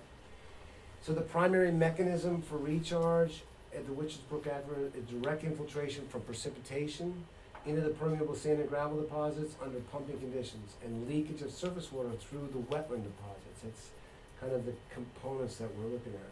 So cross-section essentially is, here's well 8 and here's well 7, you see that here? With the sand and gravel, we get well sorted coarse sand here, fine sand, and very coarse grained sand and gravel, which is where 7 and 8 is. But we have peat, and it's, for the most part, you can't see this from the crossing, but the peat wraps around 7 and 8 like this, all the way around, right? To come back to here. And we put piezometers in the peat itself. So we wanted to look at what's the contamination in the groundwater, in the surface water, and in the peat deposits, because I have a hunch that, you know, things are going on with this. Where was wetland well fix. 6 in relation to that? Was that Well, if I more go to the back, right, right? I go back to this right here. This is 7, that's 8, and that's 6. Where was that line you just showed us, that cross section? Is that, Oh, it only goes to here. and it goes that, like, where is it Yeah, on that so map? we're looking like this way. right? Okay. So, since the beginning of 2017, total PFAS concentrations in production well 7 have generally ranged from 25 to 45, but an average of 36, right? That's been the average since 2017. In MBD8, the average concentration of PFAS is about 27. So you've got about a fairly significant difference between PFAS in 7 and 8 overall. But all the samples collected have exceeded the proposed PFOA for the proposed AGQS. So that's why you're looking at treatment. Of course, this is the slide on MVD 7 and 8 total PFAS, where you can see over the course of the time, we see a little bit of variation here, but it's not super substantial. DES completed a surface water sampling event, and if you remember, Brandon came down and talked about this a while ago. Interestingly enough, they did 9 locations along the main channels of the Witches Brook in the area. Within each of the samples, the concentrations range from 24.41 to 66.9. Now that's in the surface water. That's high, which is one of the reasons why Pennachuck has got an intake coming out of the Merrimack right now, right? If you look at this, I'm going to zoom in here a little bit, but I do want to show you that, the surface water, they've taken a lot of surface water samples around, and of course, this is where a big concentration of PFOA contamination in Industrial Park and TCI, right, over to the west. Here is really a kind of important slide. If you look at Witches Brook, you'll see that the range of samples in the Witches Brook is like, here's 7 and 8, 66.3, 66.9, 49.76, 44.76, 57. Those are pretty high numbers in the surface water in Witches Brook. Those are high numbers. This project was designed to kind of take a look at, on a preliminary basis, what are the concentrations in the surface water, the groundwater, and the wetland peat deposits, and in the underlying stratified drift deposits, to determine their potential influence on the transport and fate of PFAS. Okay, so where are we getting the majority of our contamination at 7 and 8? That's kind of what we're trying to, you can't get that in a $20,000 study, but there's a lot of information here that's kind of interesting. So what we did the CRAP, I don't need to go into that, that's a federal EPA prep thing we have to do for this project. We collected surface water samples at 3 locations in Witches Brook, what I'm going to talk about. We installed 6 piezometers within the wetland peat. We collected samples and analysis from each of the 6 piezometers. We collected PFAS samples from the existing overburden groundwater monitoring wells, representative of groundwater beneath the peat deposits, 3 wells near production wells 7 and 8, and 1 on the adjacent property and the right property. And then, of course, we installed automated water level recorders and selected piezometers. Now, this is an example of a well here in this, this wetland area. This is a well, this is basically the Witch's Brook, meandering waterway in a large way. We had to, in order to protect our equipment, we actually put our monitoring, we created this thing where we put a steel rod down in the ground, and we put this piezometer, and then all our equipment is up here monitoring this to keep it out from the animals, taking it out and making sure we could get a continuous record for water level monitoring. We collected water samples from SW1, which had, I'm just gonna give you these numbers, SW1 is surface water station number 1, and SW2 is surface station number, is a surface water station, and we had and it's upgrading, I'm gonna show you a map, but 67 in one, our sample, 67 ppt of total PFAS in SW1 and 53 in SW2. Now where are those? Okay, so this is well 7, right? SW1 is right here next to well 7. SW2 is up here. This is the right property. So this is the road that comes across from the right property. We took a sample there, and that's where we had,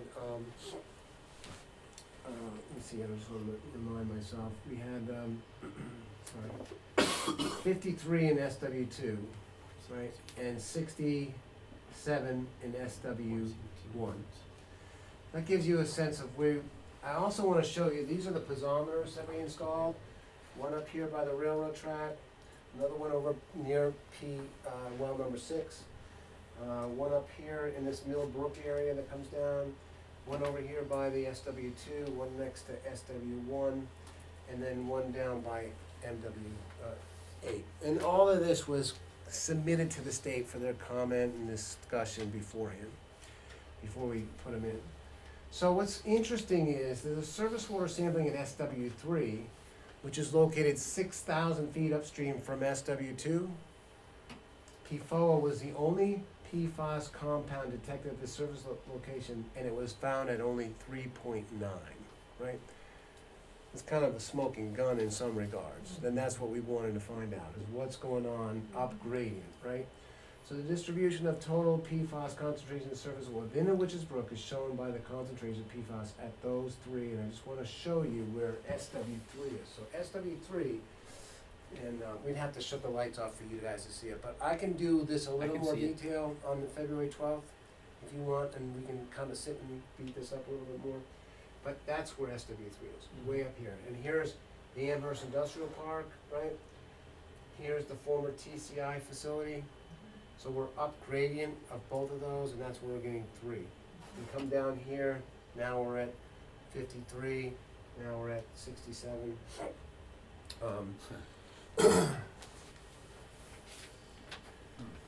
So we collect PFAS samples from the piezometer locations, all 6 of them, 19 days after the installation, so we're not gonna get any kind of interference. There's a kind of an EPA rule to let things settle down before you sample. We do that. This is kind of an interesting slide, and I don't know if you can see it, but am I in your way? Sorry. Well, we're looking on here Oh, you too. don't see it. So this in yellow kind of shows you the area of the peat, right? There's a lot of peat in everything that you see in yellow here, inside that. This is the where all our monitoring wells are that we identified and sampled. And we found out that the total PFAS concentrations in the samples collected from the piezometers, and the piezometers are all installed in peat, range from 20 to 95 parts per trillion. The 95 total PFAS is pretty high in the peat. The 2 highest concentrations of total PFAS were measured in P4 and P1, which are immediately adjacent to surface water stations SW1 and SW2. Of particular note, concentrations of PFAS in these 2 piezometers were significantly higher than the surface water samples.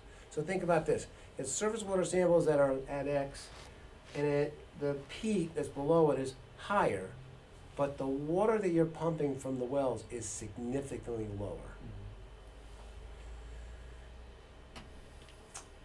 let's just think about that for a minute. Production wells, the averages of the total PFAS for the production wells 7 and 8 since January are 35.8 and 26.8 respectively.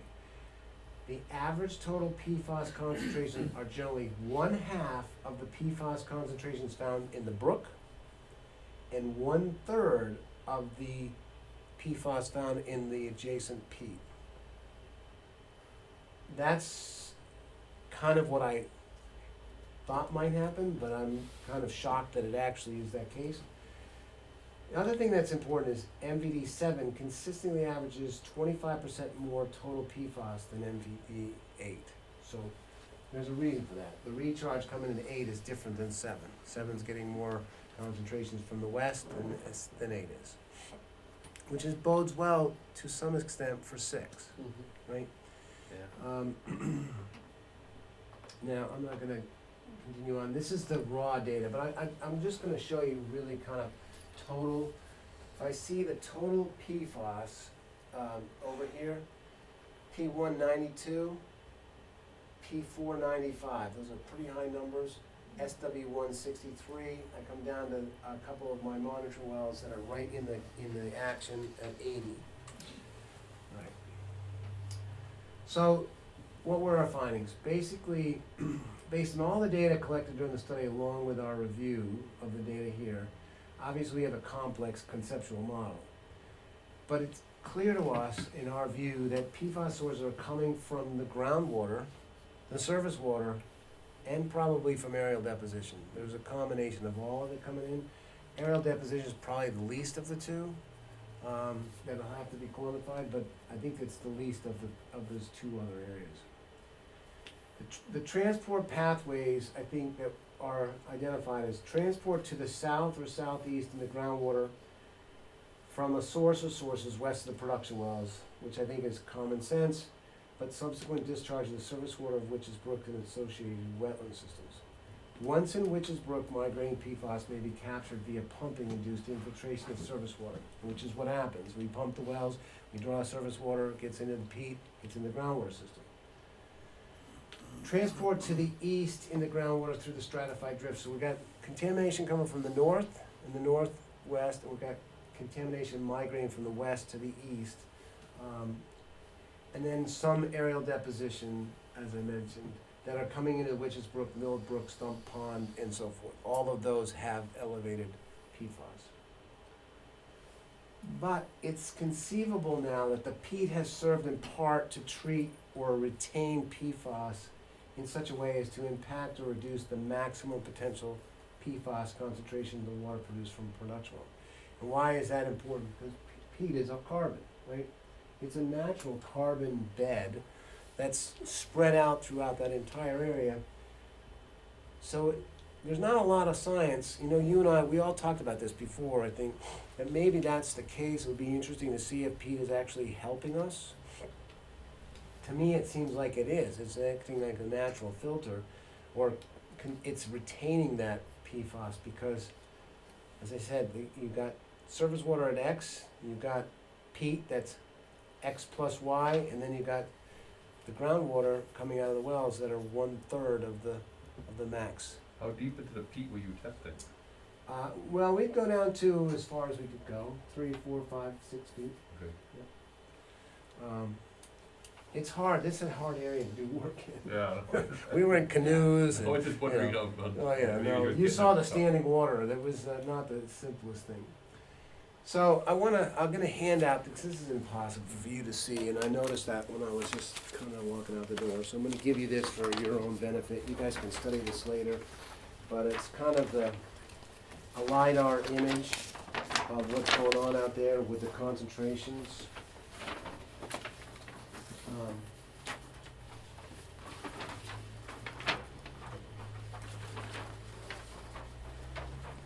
So the state, so basically what this says here is that it gives you all the concentrations for all the monitoring wells that we've evaluated. I'm not gonna go into all of it at this point because I don't think it's meaningful. But it is meaningful to the state. And what we're doing now is basically said, okay, so we've got to the point of identifying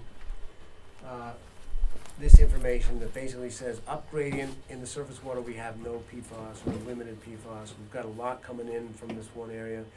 The Witches Brook is contaminated for 4 miles along that stretch. We've made some recommendations to the state to do some additional sampling, which includes, basically taking surface water samples for PFAS at multiple locations along Witches Brook. We only had money for 3, beginning at SW2 and continuing upstream until we get a 0. Right? We might do 10 samples going up that way until we get the actual point where we can pinpoint where it's coming into the brook. So basically saying, okay, from this point to this point, we might take 10 samples to find out where that break point is, right? Now that we feel like we've got a starting point and an end point. We want to take some samples from Stump Pond, and I just want to go back. Stump Pond is this pond up here, right? We need to get some samples in that area to see what is that looking like. Mill Creek is another one. Stump Pond, Pennachuck Pond, and Mill Brook are coincident with the sampling Witches Brook to do an assessment of the surface water, and I think the state will be very interested in doing that as well, although they've collected some. We want to collect surface water samples outside the immediate stream channels in the vicinity of 7 and 8 to see if there's other smaller stream channels that are bringing contamination in. And then we want to take samples of groundwater within the peat deposits that are greater than 200 feet from the stream channels of Witches Mills and see, as we move away from the surface water, what is happening in the peat as well. Collection of water samples from multiple depths. That's one thing we didn't have enough budget for, but we've took samples at this depth, as you said, Peter, and then we need to do a couple of these at various depths. It'd be interesting to see, like, if you have one location, do it at, 2, 4, 6, 8, and just see that Exactly. what it changes, yeah. And I think the last thing we want to do is a regional overburden groundwater elevation map that shows the groundwater flow between the known locations of PFAS and the Amherst industrial plant. We got to get that kind of nailed down. So that's it in terms of what I wanted to show you. It was a 15-minute run through, but I wanted you to know that this report just went in last week. It's being reviewed by the state. I've already gotten 2 calls from the state saying, is it in? Is it in? Is it in? Because they're all interested in the data. And I think that it's kind of new stuff. I mean, it really, this peat is of interest. But I also think we've got to use this information to get the state to be more proactive in dealing with what's going on to the west of us, right? Yeah, I mean, we just do. And I think this information certainly supports that this needs to be done, right? So I conclude on that. Just one thing to explain is, can you just give us a little bit more explanation on how you feel that aerial deposition is probably the least out of the different mechanisms? I'm going to Based on the contradict data. myself. Well, I don't have enough data to support it, but I'm going to contradict myself because I don't get one thing. Let's see if I can find this. Sorry. This is what I don't get. You have this. What I do with it? There. You have this. 66, 66, 44, 49, 57, essentially 67, essentially those are the same numbers in Witches Brook. And you would think that that would dissipate if you had one single source coming from the west, because you've got all this watershed and all this groundwater that's Diluted, mixing there. yeah. You would think that you would see, as you go down gradient, lower contamination. So that says to me that there's an aerial component to this, because only could you get that much over the whole area like a background. to be your exactly to be your background. So it's spread further down Witches Brook in the watershed that's contributing to that Right. further part of Witches Brook. Right. And that's what my head says. But then, it's a very slow moving stream, right? There's a lot of there's not a lot of flush through, so to speak. It's not like it's not like most of Yeah. our streams and rivers. It's a wide, It's a it wide, backs up in the whole big body of inland, water that's yeah. not moving much. So, I believe, and I had to go, a couple of our scientists were saying, no, there's no aerial deposition. I'm like, I believe there is aerial, I have to go in and we have to start doing some kind of more forensic sampling to kind of break these down into 32, 16 components and finding out what do we got from St. Cobain and what do we have from TCI, or the West. And we're gonna be able to break that down. I mean, we're not doing forensics right now. We're just Yeah. kind of getting the basic foundation. But there'll be certain components that come out of TCI that'll be different than St. Cobain, no question. And so that I think is part of the next step of this investigation. But I do think, I do think there's, I just think it's inevitable that there's gonna be aerial deposition here. And it's very clear that the Witches Brook groundwater from upstream in that industrial park has got some influence on it too, right? Cause it's a, Yeah. So I have to also we have to look and say, does it make sense that there's no aerial deposition on the other side of TCI? yeah, I don't know enough about the wind and currents and all that good stuff. Yeah. But, I mean, the state has come up with their theory of prevailing winds and deposition that way. So that's something else that I'm hoping the state will share with us. But I know you got a Good. long night, but I didn't want Where's to, TCI on that map? Okay, so TCI, let me go back to, I got a better map, I'm gonna show you. So TCI facility is right here. Right there. So, And this is the industrial park here. where's Lowe's then? You're now pressing me, I don't know. Okay, yeah, I'm just wondering where it is compared to that, Here. yeah. But, and if you look at it, I mean, if I just go back Before to the that. concentration maps here, this is Towards Yeah. Milford? no. here's, No way. you see this? This is, the area of all the high levels of PFOA and PFOS. We know that there's a groundwater component to this, cause it's coming out of here. Our production wells are like right I s- in that. Yeah, you're close to that, right? So, Jamie, you mentioned earlier that there was 64 square miles zone around St. Cobain. Does anybody have a map of that? yeah, so this, as far as I know, I haven't seen it yet, but it's been something that's been in my conversations with Brandon this last couple of weeks, or last week. He indicated to me that that's what they're thinking. So I will try to find that map. I'd like to see that. Yeah. No. That's not just the groundwater management zone, is it? Well, I don't- Sounds like it is. Thought I don't know if it'll actually be the groundwater management zone. Wells 4 and 5 are clearly in the groundwater management zone for St. Cobain. I don't know if I'm sure they haven't finalized the groundwater management zone. That's something that's gonna be discussed. But we still haven't finalized the groundwater management zone for Snitzer and Dover, and that's been, being investigated for quite some time. It's, the outer boundary is finalized, Yeah, that's the problem. It's Yeah. finalized based on Last- 70 parts per trillion, Last year. Yeah, well, and the this, fact that it went to 12 doesn't change anything. it But will. that's only for the agreement with the private well owners. So, That doesn't necessarily mean that's the limit of I was told today, impact. yeah, I was told today that if the standard goes down to 12, that it could increase the sampling of homeowners by 4,000 homeowners' wells. That could be the possibility of the next step. That's In that That's- particular management zone you're talking about, it's For not like St. Co- statewide, right? for St. Cobain. Yeah. Huh. Yeah. Oh, well. Made it funny. You live in an exciting time. That's all I can It's tell you. not boring, that's for sure. So hopefully that helps. I just, That's what Yeah. I know Yeah. I was asked to give a little bit, and I said, well, it'd probably be easier for me to throw it together in a couple of slides. Yeah, absolutely. And I'll bring this with me on the 12th, and we can beat it up a little bit more if you want. Okay. So, all right, I'm gonna get out of your hair. Sorry. Thanks a lot. Yeah. Yeah, thank you, that's good. Sorry, Peter. I'm only 1 hour behind. Peter, you're gonna have to catch up. Good job, yeah. You're right on time and in a different time zone. Yeah. Jamie, can I grab one more of these and one more of these? Yeah. Oh, I'm all set with this. Yeah. Let me You just. don't need to wrap it back too? Sure. Okay. Make sure that The other one. I wanna make sure the fan keys going.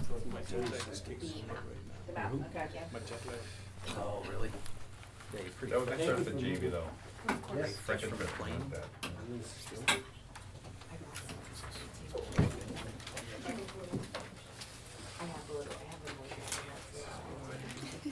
Take a break or something?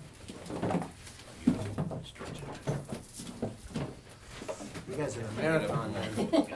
You wanna come back?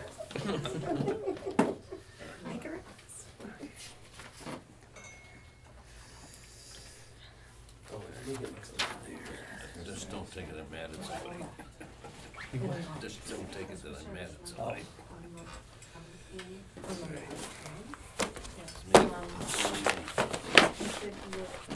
These old bones can't take it.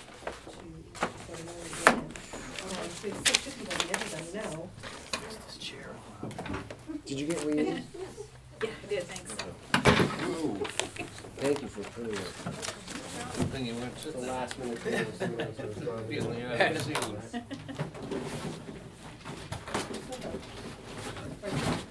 The same side of her? Nope. Where are we?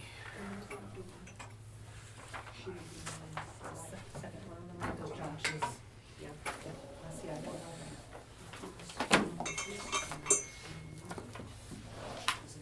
All right, so next we got Pete from Underwood to talk about our capital projects with Underwood. Okay, I'll check out the. Okay, so the, What do first you wanna item, hit first? Turkey Hill. Okay, So I got an update from Tim, and things are moving along as scheduled. You know, that's contract signed, and they're working through the shop drawings and all that kind of stuff. okay, So, good. and I know at least with talking with John from Penta, you know, he's gonna be going back and forth between the two of them. So I think that should work out. When do well. they think they're gonna start anything? They're still waiting for spring or something, right? Yeah, they're gonna wait. I think they're gonna be waiting more to the March timeframe. Okay. Yeah. So before they do any of that. So they'll have a Site few work, months of both of them going on at the same time? Yeah, definitely. Yeah. Okay.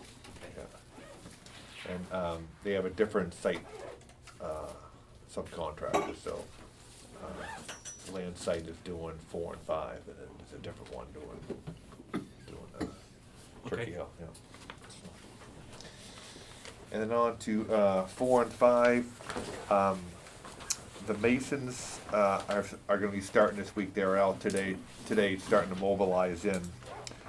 They're looking to be done by the 3rd week of February. And then the 4th week of February, they plan on putting the trusses on. And then we got confirmation that the vessels are being shipped on March 17th.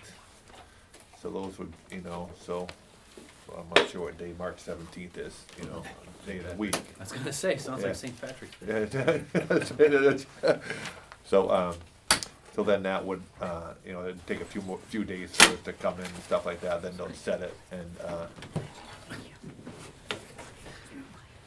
be off, and once. Yeah. Thank you, Jamie. Wait. Yeah, and then once the vessels go in, then there's gonna be a lot of action on site with, you know, getting that going, so, Mhm. yeah, so we'll just, you know, watch it as we go along and wait till the vessels come and, So it's still like pretty much right on schedule with yeah, everything? so it's a little bit later, you know, than they, were expected, but they thought that the end date wasn't gonna change, so. All right. Yeah. So, That's I just important. got that 17th date from, not from the project manager, so, you know, it's something that, you know, that he worked with in the office. So, we'll find out at the next meeting when they get the schedule if anything changed with that, but I'm expecting not, so. Okay. Yeah. Okay.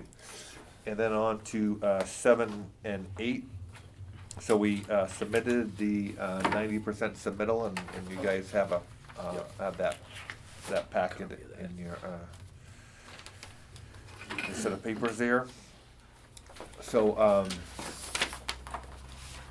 so I know, I talked to Ron when we dropped that off, there's a couple things that we're looking to do slightly different out at, well 7, you know, the building itself, where we have the chem feed coming in and stuff like that, so. But we are hoping to have any, comments you have back by, you know, like the end of this week or the first of next week, so then we have, if we need to do anything, to do any, research or any sketches up of any more, you know, designs, that we can do those in preparation for our meeting on the 12th. So, and we submitted a 90% to DES, so we'll see if they have any comments coming back. And we also submitted the site plan to DES for the environmental review, so now that process is underway. So the environmental review is being split up, because you're gonna have one, you know, loan from each SRF and the groundwater trust, but the environmental review is gonna be in 2 different steps, because the projects are tracking at a different schedule. So you have one environmental review for your 7 and 8 project, and then one for the 2, 3. Yeah. Yeah. So any questions on 4, 5, or 7, 8? Okay, so the, down on to 2 and 3, so based on our work session and some of the stuff that Jamie presented today, we're gonna be holding off a little bit on 3, just because we need to do some investigations before we finalize that. And we are gonna be putting a treatment plant over at well 2. And then that will allow us to proceed with well 2 at a different schedule, so that means that one will stay on our initial schedule, and hopefully maybe even a bit quicker. So that helps on that one. Right. Yeah. So then also, so based on that work session, we talked about putting the water treatment plant at well 2 up on that high ground. So as you come off Berry Lane onto the MVD property, there's sort of a flat area on the top, and then you know, it sort of goes down the hill to well 2. So at the work session, there was some discussion of how close people are, and you know, based on what we are looking at on our drawings, it looked like they were pretty far away, you know. But then after Ron, you know, drove out there and is looking out, and there's really not a lot of room. It also looks like potentially 1 or 2 of the abutters have cleared onto MVD property. The trees that are out there are kind of what I call lollipop pine trees, so they're really nothing down low, and they have a little bit of growth on the top, so they're not providing much screening. And if we did put the plant where we are thinking, that we would pretty much clear all the trees all the way, what's the street name on that? I forget it. Bryce Drive? Bryce Drive, yeah, so it would pretty much clear every tree, you know, up to, you know, where that person cleared. That's the one I think cleared on the MBD property, definitely, you know, so. So they would have a full view of the building with no shading whatsoever, so. So then when Ron, you know, so when I dropped off these plans, on Thursday, so, Ron and I actually went out there and walked around the site a little bit. And it looks like we can put the treatment plant down by well 2, you know. It's gonna be a little smaller plant. We're not gonna look at, you know, when we are looking at the plant for 2, 3, we are looking at different elevations and all that kind of stuff. So if we're gonna be a single elevation or single floor elevation plant, it seems like we can fit down there. There is a fairly big depression out there. It's probably like about 12 feet deep, and so one of my concerns was, you know, backfilling that and having a suitable strength to support a building. So I talked to our structural, and she said that, you know, as long as, you know, it does proper compaction on that, then we should be no problem. So we'll probably tighten up the requirements on that, as thickness of lifts and, you know, percent compaction and that type of thing. And just make Costly sure. to do that too, though, right?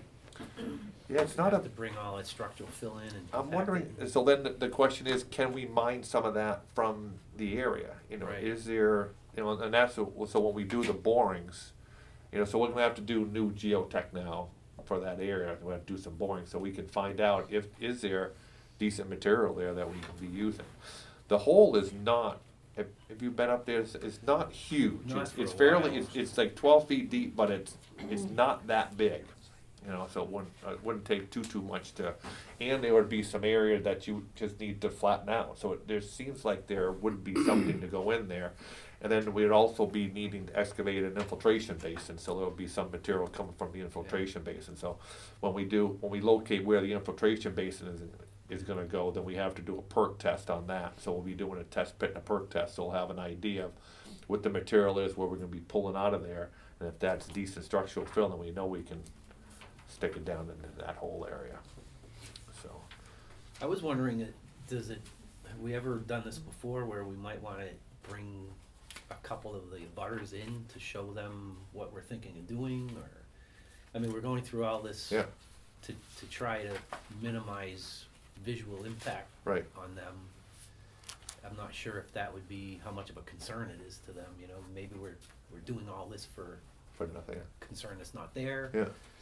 Maybe it would show them that we're sensitive to their, you know, considering their view, Yeah. whatever. We words- certainly have done that on other projects, and, you know, Yeah. a lot of times we'll do that on, you know, infrastructure projects where we're going down through the street, replacing water sewer drain, reconstructing the roads. We'll get, you know, input from abutters, because on that one, you have a ton of abutters, you know, right down the Right. whole street. And we'll have actually, you know, on some projects, we actually had some evening sessions where we invited them in, and then we presented, and we had the drawings on the board, and then people could talk about their specific property. Yeah. So we have done that there, so yes, so it's not uncommon to invite people in and get their input. And, you would have pretty much 3 abutters, you'd have 2 at the end of Berry Lane, and then you have 1 off of Bryce, so you'd have, Yeah. you know, those 3, Right. yeah. I don't know, it just seems like we could at least see if it's, how much, you know, maybe they might say, I don't really care what you guys do, I don't, you know, it doesn't bother me, then we at least would give us a little bit more direction of, are we too far away from them, are we too close, you know? And I'm not sure when the best time is, I would think you'd have to have some kind of preliminary design done to show them at least Well, what it you're would thinking be- of doing, you know? Yeah, we could almost, if you wanted to invite them, if that's something you wanna do, we could, you know, invite them in fairly soon, because we have a little bit of a site plan Yeah, of where we're gonna stick the building before, and we had,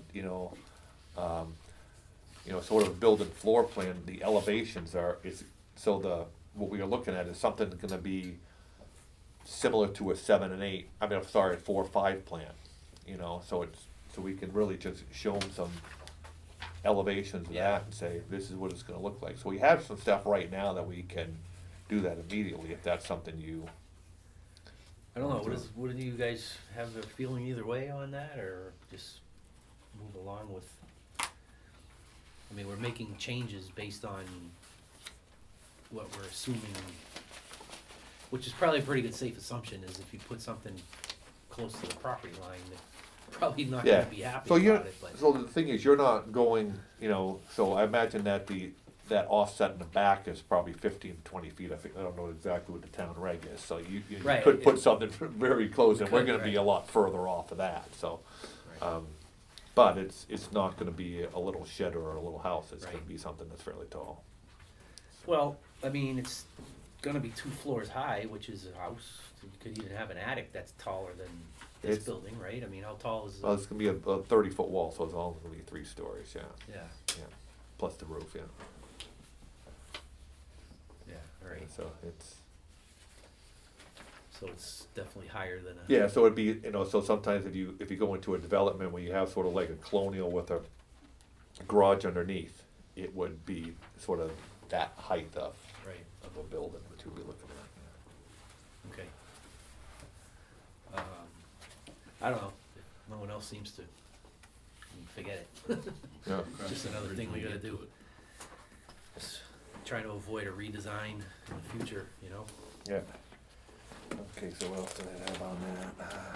Yeah, then the backwash lagoons, we were thinking about, Do you have a question or something? I just wanna ask if the board was up for, I know we have our next work session, can we do a site walk so everybody can actually be out there, kinda Probably a see good what we're idea. saying? That's fun. It's Yeah, people have really, nice it's really wide open playgrounds up top and- there. Yeah, they've It got really playground is. out back and Yeah. like everything's just wide Wow. open. Yeah, We could meet there before. I was gonna Yeah, say. that's We if could we're meet doing there it before, then come down here right after it, yeah. So what time were we thinking on the 12th? I'm sure 2 o'clock, right? You set a time, what do we, did Or earlier? you write that down, Walt? Cause why not blow a whole day? I have 3 o'clock. Yeah. Yeah, 3 o'clock, yeah. Money's overrated. So what time are you meeting at So- 2? So we could meet there at 3, you know, and just quickly, it's gonna take 5-10 minutes on Yeah. site, but it just gives everybody an idea of what we're looking at for the site and the constraints and stuff. And we can come back. What time were you thinking of having the work session on the 12th anyways? What was Like that? 3 or It something? was We at had 3, 3, yeah, we yeah. set it at 3, It's yeah. at 3. Okay. Yeah. So we can meet there, Meet there at 3 and then we can come, be here And at come- 3:30 and yeah. that sounds like a good idea, I think, yeah. Yeah, I really think we should go out. Yeah. Probably a good time to see what all the leaves down and get the full Yeah. impact of the perspectives. Exactly, yeah. Okay, And we can look at the, you know, the depressions out there and stuff like that, you get a decent feel. So, that's a good idea.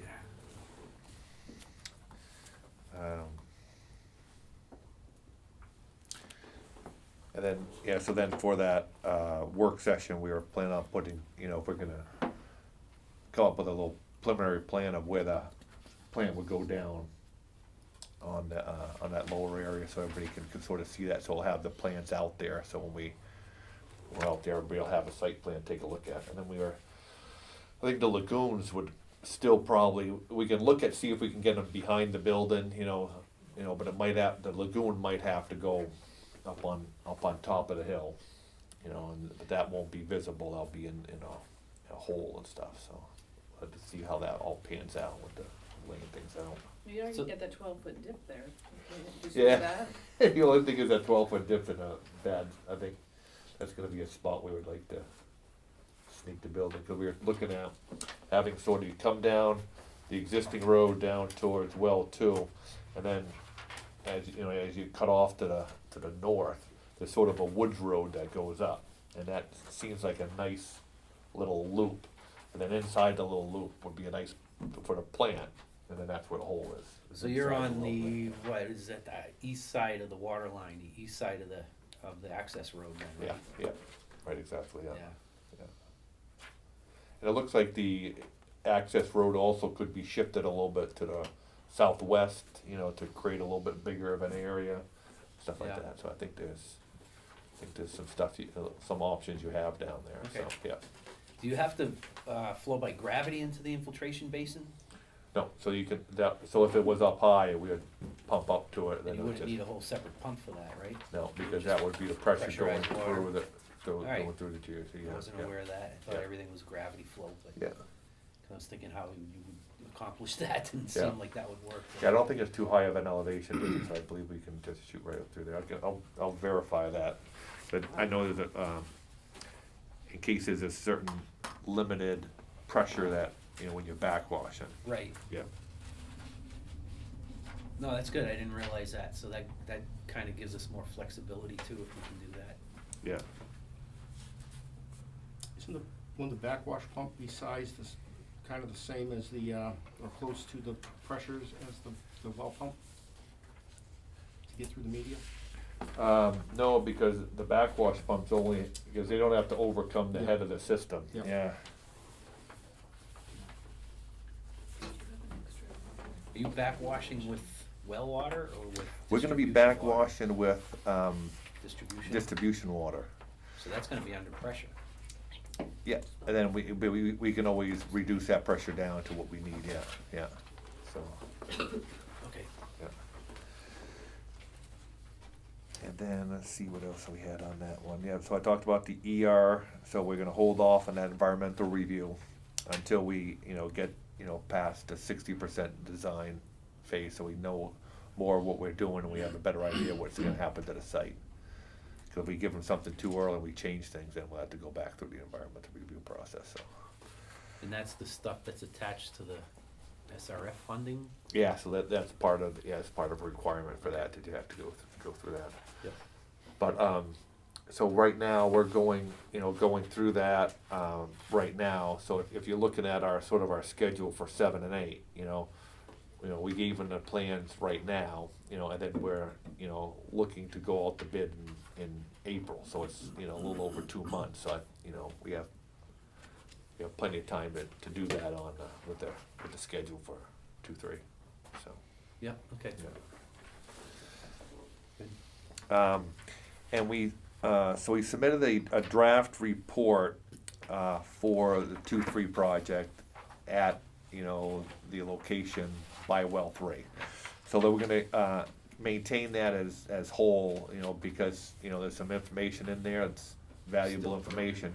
But we're gonna supplement that with a letter, noting that why we're going to well 2 and what we're gonna be doing over at well 2. So it'll be sort of a big history of exactly what we did. So instead of taking that a preliminary report and rewriting it and not having any record of why we moved from one to the other. So that's how we're gonna try to do that, to memorialize all the decisions and how we're moving through things, so. And what's the design flow again at well 2? Well, The 2 carbon is, filters? so that is it's rated for 1,500, The well is. well is. And then, as Jamie's, was noting, that he was recommending that, it's at around 1,100, and things are going well with the 1,100, so why push it, Yeah. But the, what we have for vessels should do the 1,500. So if you do Okay. want to do it, it's gonna have that capacity. All right. Yeah. And then, I think I hit everything. Oh, then, one other thing is on the survey that we did for that. So we did stop them early enough that they did not do, they did part of the breakdown of some stuff, but they still had some time left. So most of their stuff is the field work and type of thing. So they have 1,500 left in their budget, Okay. so not a ton, but they have some. There's some. All right. Okay, and then, so then what we are looking at, for the next step is, putting together a scope of work for the final design. And then so, based on what we do at the work session, we'd like to, sort of hopefully finalize, the approach of what we're doing, and then we would put together, scope and fee that we would present to you, for the next board meeting. And I don't know if that's too quick, that you wanna wait till March, or do you I don't think so. do that? Okay, yeah, okay. No, I think we've, well, after our, work session on the 12th, I'm Yeah. sure, at this point, we're looking forward, proceeding with well 2 as a treatment plan at well 2. Right, So unless there's a reason that we drop that idea, I'd wanna keep, moving forward it with seems, that. yeah, it seems like that, that was sort of the consensus to do that, so I just verifying that. Yeah. So we'll proceed along that route, okay, As far as I'm concerned, I don't know if you guys have any other No. concerns or comments or whatever. yeah, okay. Okay. So is there any questions on 2-3? So, and then the warrant articles, so, we are combining those to give us flexibility to move money kind of back and forth between the two. And those are all set, right, with, so we're good on that. Well, but not to mislead here, the warrant articles are not primarily to move money back and forth. No. They're first of all to be able to consolidate the projects in front of the states, so, That is correct, yeah, because that's sort of requirement, because the state is pushing it with right, how their loan agreements are written, yeah. right. But it gives you the flexibility to It does. move things, yes, yeah. So.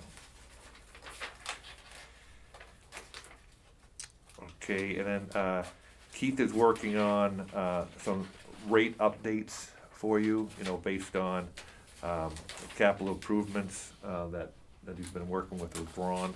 So that's gonna be, coming at a later date, but they are working on that. And then, at the, do you need any presentation boards from us for any of your, for the, The warrant your, articles, for the right? warrant articles or anything like that? What type of information would you need from us to, Probably be good to just have an overall view that shows well 3, well 2, so that, where we're gonna do that long water line that's gonna connect well 3 to well 2. Okay. And so we can explain why it makes more sense to put the treatment plant at well 2, because we can avoid the long lines right now. That's, and obviously we'll have the water quality graphs that can talk about why we're thinking of just holding off on well 3 right now. And that would be from Jamie, 'cause he's Right. already got them all. Right, yeah. And we could certainly put together a sort of a bulletized list of, I mean, if pros anything, for it, yeah.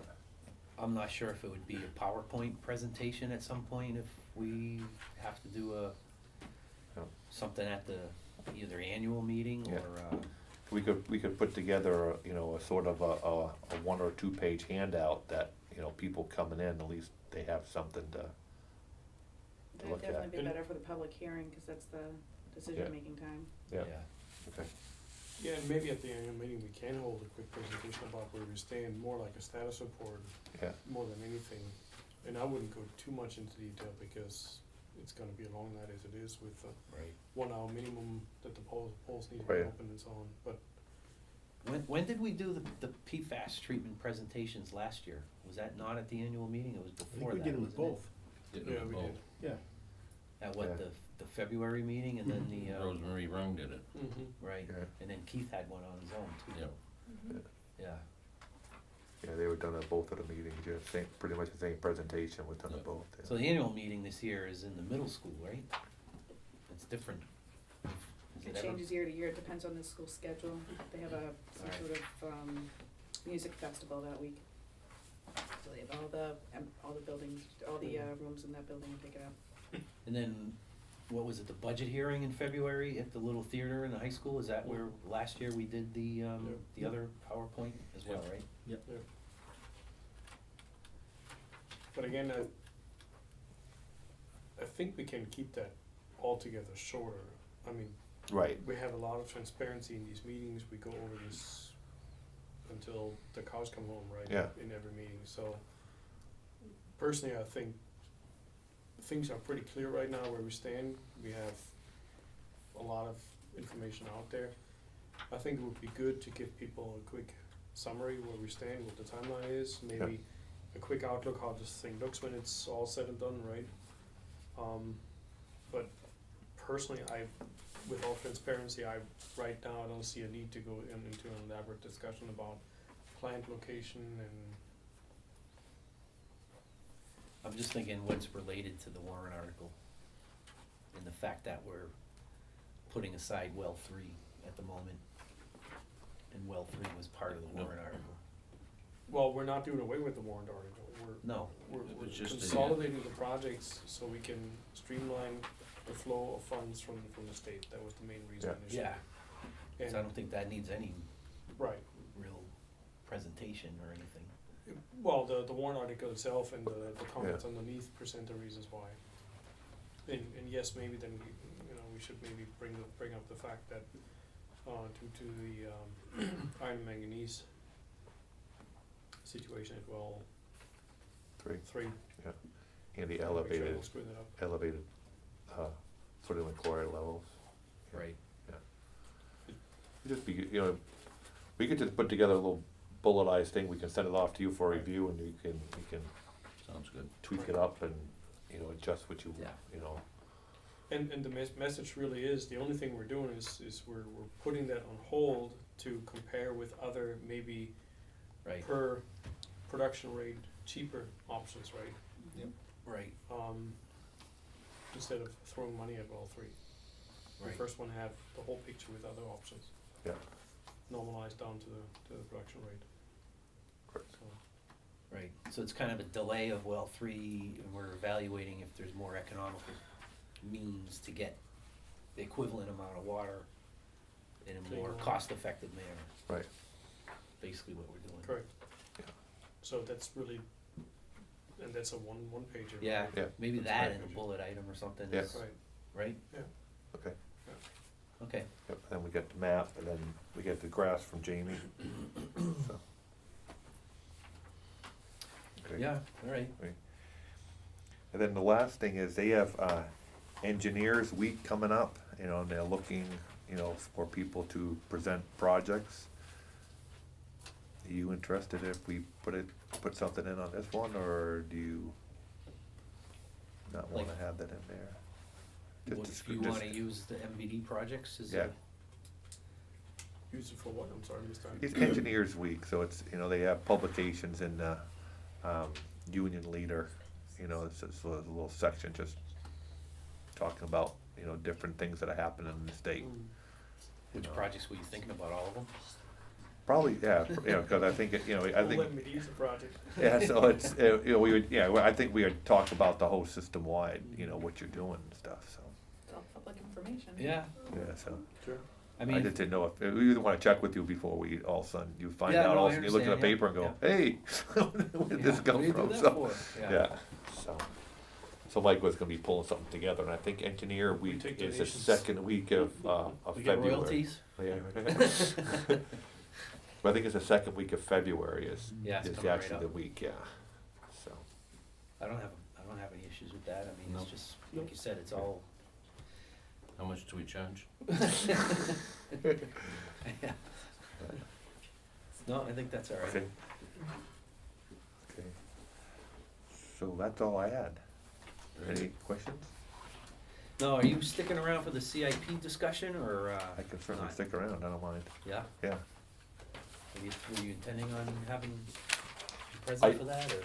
I did, Just I wondering. have a copy of what they were doing, but it was more wrong working with Keith, so I don't know, Yeah, and I didn't make all Keith's changes, okay. his thoughts, but, most of them, yes. Yeah, if you're gonna be doing that, I don't mind sticking around in case I can answer a question. I don't know, do you think there's any questions that you might have come up or anything, or, if not, I mean, you I don't can, think so. go ahead, Yeah, you can you all set? scoot out, I think so. Okay, okay. okay. Great, thanks, Thanks. Thank you. how's Mike doing? He's doing better, he's still in the hospital. So, the problem is so if you puncture your lung, and I to learn all this, they stick a tube in there, and then it has to sort of heal by itself, so if you have any, it's hooked up to some machine, so if you still have some, we had a bad skiing accident, yeah. So if you have any air discharge, and then they won't let you go, so you have to He's have still in there. no air for 24 hours, and then they know it has healed, and then, yeah, so he did that last Wednesday, so he's still in there, so. All right, So well, he's tell getting, him we he's getting said, a little stir crazy, I think. yeah, tell him we said, we hope he gets better quick. Yeah, thank you. Thanks, Pete. Yeah. All right, we got, everybody good to continue? Any short breaks or anything? Let's move it along. All right, so we are talking about, review of revisions to the investment policy Yes. and, cost of living. And that will be with Michelle, I assume.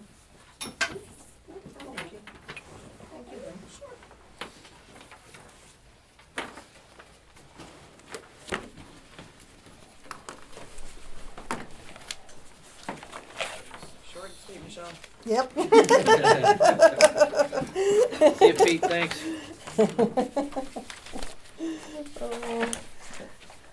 Okay, I provided everyone with the investment policy that has a revision. highlighted in yellow. Behind that, I have the current investment policy that we approved last July. And further behind that are the RSAs related to the investment policy by the treasurer's RSA and also the public deposit pool RSA for support. And the main thing that we are wanting to change in the investment policy, in the past, it's strictly read that investments could be made with the public deposit pool. And we just want to expand that to language that is in the investment section of the treasurer duties that allows for, if you look at the page 1 with the yellow highlight, investment fund section. The main area that I've added is after it references RSA 38322, which has been in existence as our main investment option. It allows an or in deposits, including money markets, certificates of deposits, repurchase agreements, and all other types of interest-bearing accounts of federally insured banks chartered under the laws of New Hampshire or the federal government with a branch within the state or an obligations fully guaranteed as to principal and interest by the United States.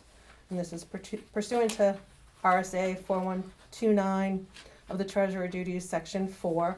And the treasurer shall also ensure that all district treasury funds deposited and invested outside of the public deposit pool are fully collateralized and pursuant to RSA 4129.5, which details 4 or 5 different options for proper full collateralization. So what we're asking here is to have the option to go to the deposit pool, or as we've worked out options with our bank, to look at our total picture as far as what we're doing as far as services, work out some discounts there and how they will apply parts of our funds that we hold with them against the fees that are due to them. And then also, if we're to move the PDIP funds to the bank, they will offer us a more competitive rate against the pool. And we discussed some other factors previously in non-public about the public deposit pool. So what we're wanting to now do is have a discussion. If anyone has any questions, thoughts, or concerns about making this change. I'm okay with it. Okay, Do you need a motion from us? Jill, any questions? Okay. Well, my understanding for policy, we needed to have a discussion this session, and then the motion can be taken 2 in the meetings. next session. Okay. So we just wanted to put this forth for the initial. Any other Okay. questions from anybody here? Okay. All right. And then the next, and I will allow you, Don, to mention the next item on the agenda. What are we talking about? The proposed cost of living adjustment? Is that what the A stands for? Yes. Okay. Where is, you didn't give us any, The one thing I shared was just the Social Security Administration's announcement of what their COLA is, and that's what we've based our COLA increases on, so that would be the sheet here. So the staff is asking that the board would make a motion to vote on approving a 1.6% cost of living adjustment, which would be retroactive to 1/1, but would be contingent upon the budget being approved that would contain the funds to cover this. So as of right now, we have a budget that carries us through June 30th. The second half of the year would be the budget that will be voted at the annual meeting. right, And that's where it's been strongly suggested to have both approved before implementing the COLA. so this budget does not have the 1.6 increase in it? No, it does. It does. It does. Okay, all right. Is that what you tried to explain that I did, went right over my head? All right, anybody have any questions on this or anything, or what was, I got one actually, what was last year's, what was the amount of last year's increase?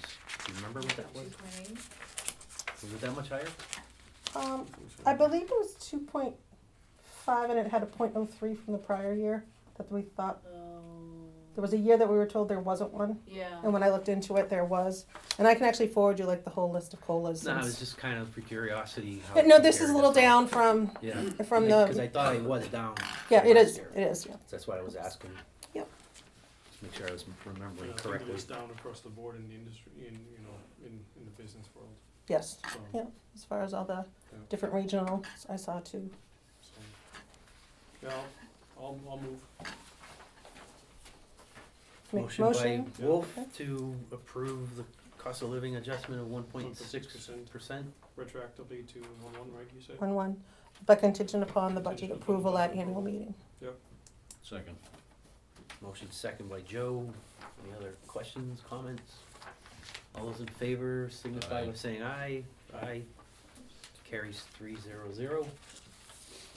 Okay. Good. Is that all for you, Michelle, right now? Well, we do have the draft budget, Budget, so did you want me to? Oh, yeah. I should've- This is revised CIP, Oh, okay, since we haven't got the packets. okay.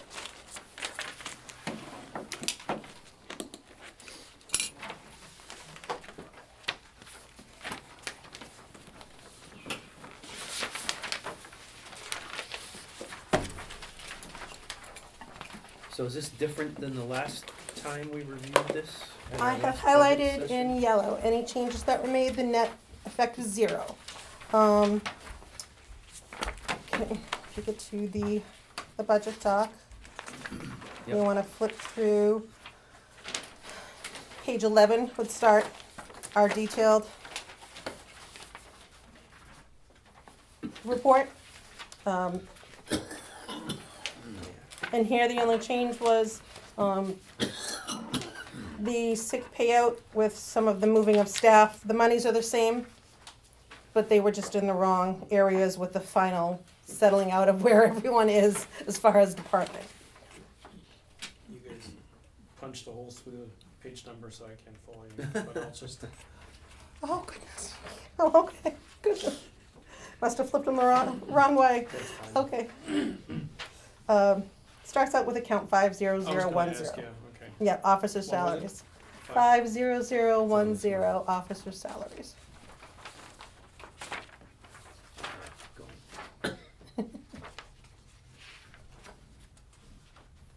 Just keep going. Okay. Then from there, page 13, in the staff requested, you'll see another highlight in yellow. There was just an adjustment in the education and seminars. There was just a course that we had included that actually wouldn't start until the following year. And where we had also looked at the electricity with all the changes we're gonna have with treatment plants, different treatment plants coming on, we went ahead and added a bit to the electricity.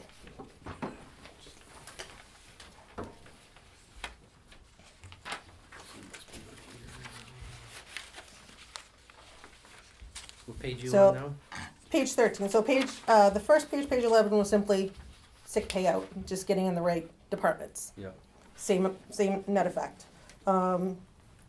Page 13, education and seminars, we had 2,500 in there for some coursework, but that's not gonna be coming up until the following fiscal year, it was determined. So we moved some of that money up into electricity, because we thought we might need some additional funds there, since that's somewhat of an unknown with all that's gonna go back and forth with the different treatment plants. From there, the next change would be page 19.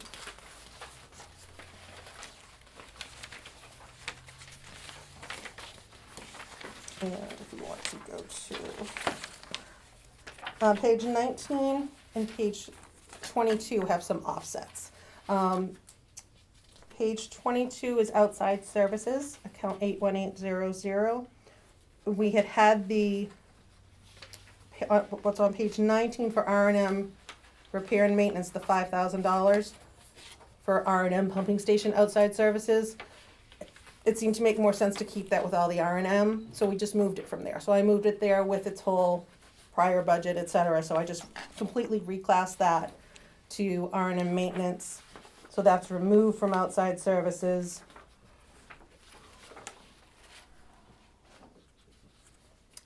And then the last items would be that land improvement. Is that the last The- one or the current one? Is that the one in the This is the packet? current one. Yeah, okay. Yeah, yeah. And then the last item was related to lawn maintenance and the alternative landscape project. Oh, yeah. We had determined that outside services had been where lawn maintenance had been going. It just didn't have its specific category broken out. So I broke that out there, moved down funds of $1,500 to there, leaving the remaining $5,000 for the more involved work related to the alternative landscape project specifically. And then we just moved around some of I moved lawn treatment and maintenance together. So I just did some reclassing and outside services. Because it had been 4,400. It had document management and lawn treatment. And those just didn't seem to go together, so we moved lawn maintenance and lawn treatments together. But the net effect of everything to the bottom line is 0. We're still at the same. Okay.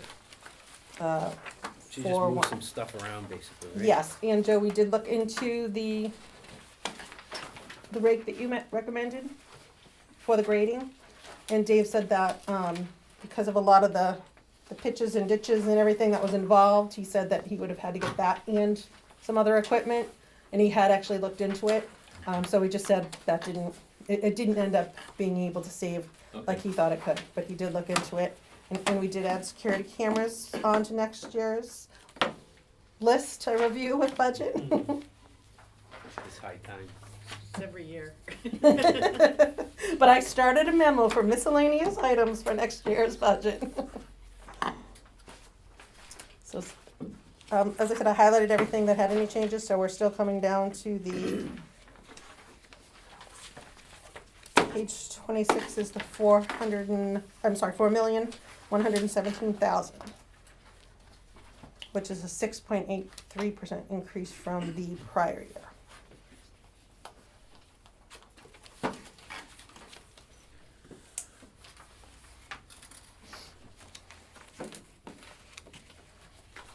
So when you factor in, if we're going ahead with the proportional rate increases this, I think we did the math that it comes out to what we were projecting in the last rate study, is that right? Because we had Yeah, the last rate study had 13% and 13% rate increase over 2 years, which would, which on top of actually itself, would compound to the compound to 28. 28%. We reviewed where things stood with everything as of this year's budget when we were putting it together, and pulled 19% into this initial rate change. And the projection had been a 7.25% second year increase would compound us to the 28%. When we built this budget, just looking at what our needs were, it came out at 6.83, just slightly below the increase that we would see from the initial projection of the Right. 7.25. And as I said, we built last year. We saw where our budgets were leveling off as far as revenues. So we did our budget, saw what our need was there. Also put the $500,000 projection for capital reserve funds. That's what was bringing us up to the need for the 19%. Yeah, So we're building in that assumption that this year's rates and this year's usage will get us to both our expense budget, but also get us to the capital reserve goal. And that's something that we do have to see play out, because we have no control over the usage, and it has had fluctuations. right. So we're waiting for some more actuals so that we can kind of fold those into the analysis of the rates. All right, that's good. And then we did the items that we did add on in the budget packet. We put the budget summaries by department, and also just passed the section we were looking at for detail. We did a breakdown of, where we think revenues would go, and basing it on this year, what numbers we do have as far as usage seasonality, it seems like going forward, once again, we'd definitely be comfortable that we're going to meet expense budget. I think we need a little bit more time of actuals to see how we're gonna do with our capital reserve goals. And I think that's something we can review too when we, look at CIP in the longer term. Anyone have any questions on any part of the budget? I'm good, how are you? No, sir. Okay. Awesome. Do you wanna And, touch on, I kind of would like to make that comment because, again, certainly. the public doesn't know that we had a work session for the budget. Mhm. Yeah. So I don't want people to think that we just Spent 10 minutes on it. blown through. Yeah. So, No, we put in our just as a little 3 comment, hours. Just a little, and thanks to you guys, this preparation, that was pretty painless in comparison to the first year with these 2 new commissioners. That was probably not quite as painless. And whole still a meeting. fairly new finance director at that time, so. So last year we took two meetings, this time we took one, and so, And then this short time here, so right, that so, helps. yeah, just want this to be understood, there was There's more Precursor. behind it. preparation in Mhm. in preparation of today. Thank you.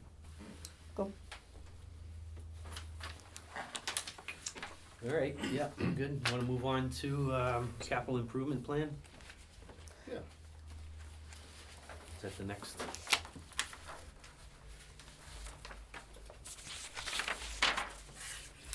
Together. Oh, yes. Yeah, they are together.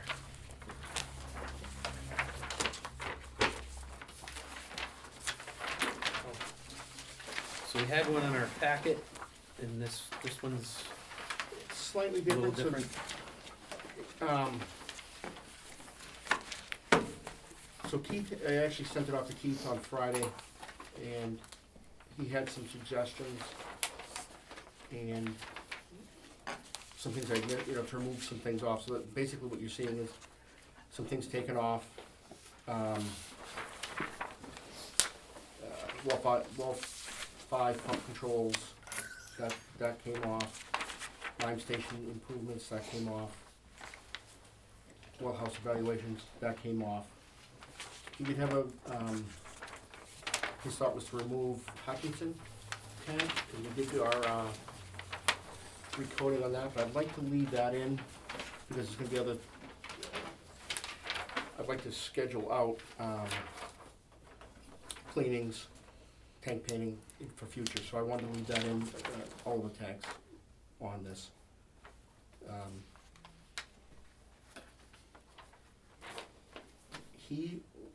I gotta actually get back with Keith, so the second block, where it's projects,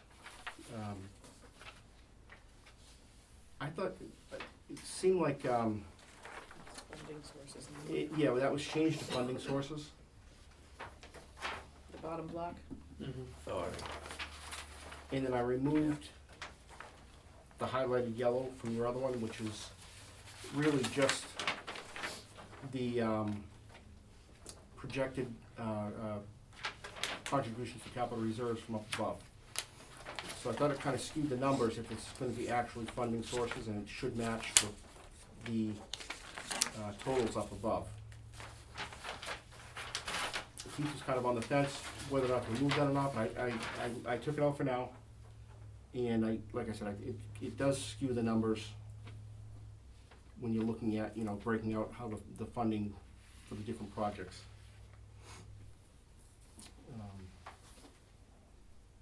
And really the only, so anything out after 2021,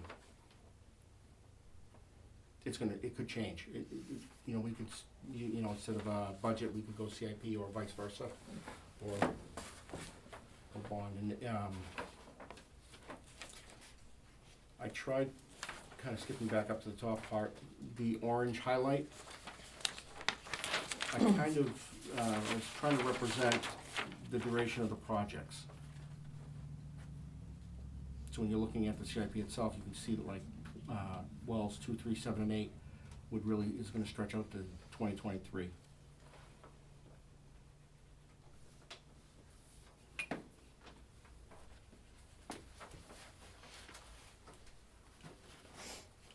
Yes, I see you updated the cost for, well 4 and 5 treatment plant too, right? Yes, I did that as well. That's one of the, that's one of the things I saw in the other one. Oh, yes, I gotta actually, yep, I missed that one.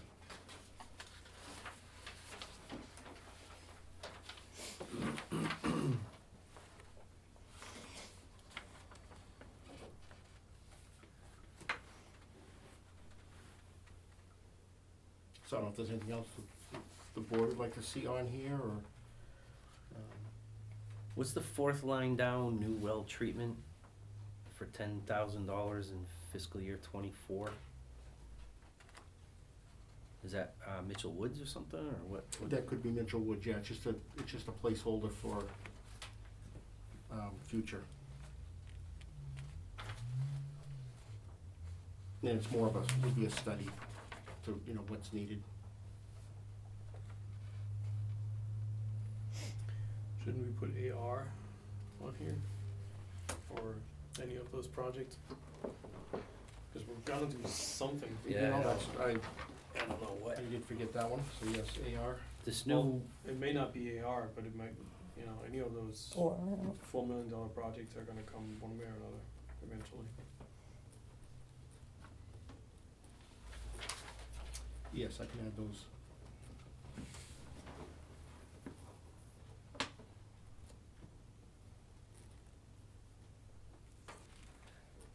well, I don't know if we're gonna add.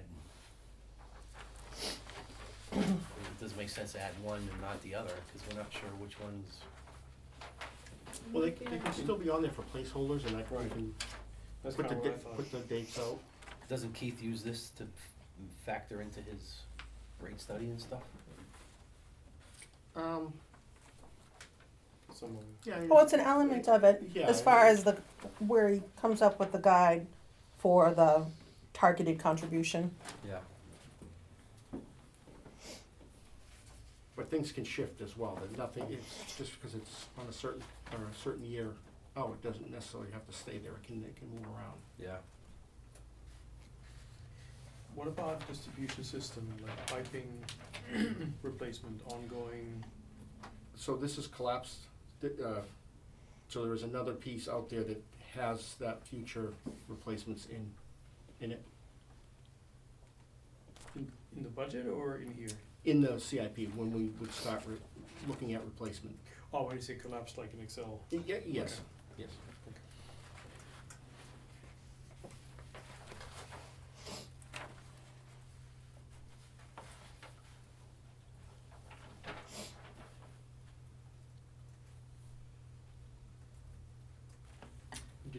Also down on the completed projects, we dropped off a few, we changed it to, like the list the last 2 years, so everything else we just pull them off as well. What about like the garage? Is there any larger maintenance items coming up? Roof, It's a metal roof, right? It is a metal roof. it is. But that probably should land on here, expansion down there as well. Future garage space, that probably wouldn't be a bad, not that we have anything drawn up on it, but I mean, at some point, we're gonna have to increase that down there as well. So I can, We haven't added any vehicles though, right? Really? yeah. But we're we at- have 2 slated for this year. Yeah, We do. Mhm. But we don't park them in the garage, right? yeah, actually, everything gets parked in the garage. It does? Mhm. So we know it's big enough for that. Nose to nose. Yeah, But we are reaching maximum between- capacity. Yeah. I mean, there's some, Are we talking about the trucks too, or just, Yeah. the pickups? yeah, pickups Hmm. all park inside, the backhoes are outside. Dump truck is parked inside, at least for the winter time. That keeps, if it's loaded with any kind of sand or anything like that, it stays thawed. Summer, we tend to move it outside to kind of free up some space, and we're not double and triple parking vehicles. So, looking at this well 7 short-term and long-term improvements under, says lime study for 190,000, is that needed anymore? Are we doing all the chemicals in the treatment plant?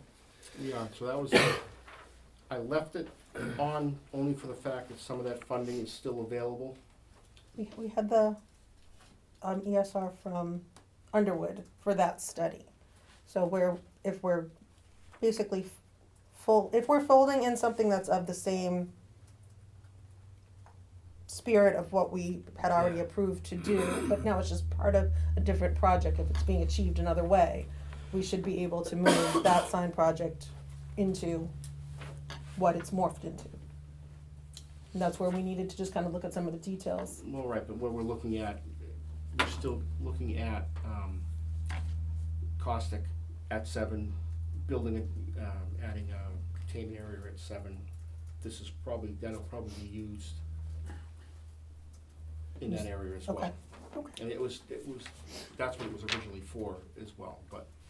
okay. So in this design of 7 and 8, that we have a package this right here. Yes, Do they have caustic being injected in the treatment plant? Is that, are we not It's gonna gonna be in need this both, but anymore at well it's in 7? both, well, no, it's still gonna be needed at 7. So, So put lime in, I thought we were getting away from that. no, we are, but it was a lime it was called the lime study, it was looking, exploring caustic and different stuff. And actually getting a room for injection over there, so changing over what we're injecting. So it's kind of, it's being designed in as part of the 7 and 8 treatment plant, but it's for this purpose. So we can use some of this, or this money will be used for that, not as part of 7 and 8 funding. Does that make sense from? Are we injecting any chemical in the pump house for well 7? Where, In a long-range plan, when this Yes. is all built, yes, so we're injecting chemicals at well 7, yes. and we're also injecting chemicals in the Makeup, treatment yes. plant? So the containment, so the caustic room at 7 isn't big enough, the tanks aren't big enough to do the pre. Oh, So we still need something at well 7. okay. I thought that was going away. They were looking at, they weren't sure, so we're going with the 50%. They thought they possibly could, but it's, And what about well 8? Is the same thing going on with that? there's no treatment involved at 8, it all gets treated in the past, it's always been treated at 7. So it runs through 7, gets injected or mixes, and then goes to the treatment plant. And then 8 blends in with that after? Yep. Okay. Why is that? Just because well 7's got worse iron and manganese than?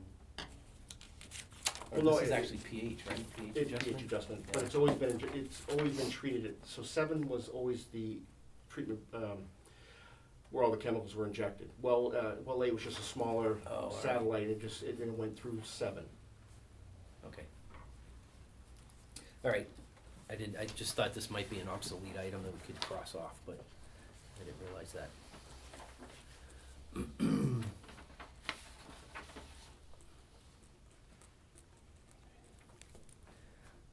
I don't know, I don't really have any other comments, really. I'm not really,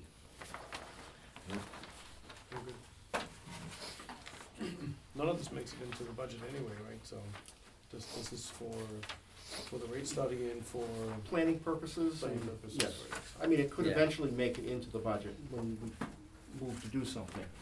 Right, but nothing, well, some of it is small enough that we could do it out of capital expenditure, right? But a lot of this would go through warrant articles then anyway.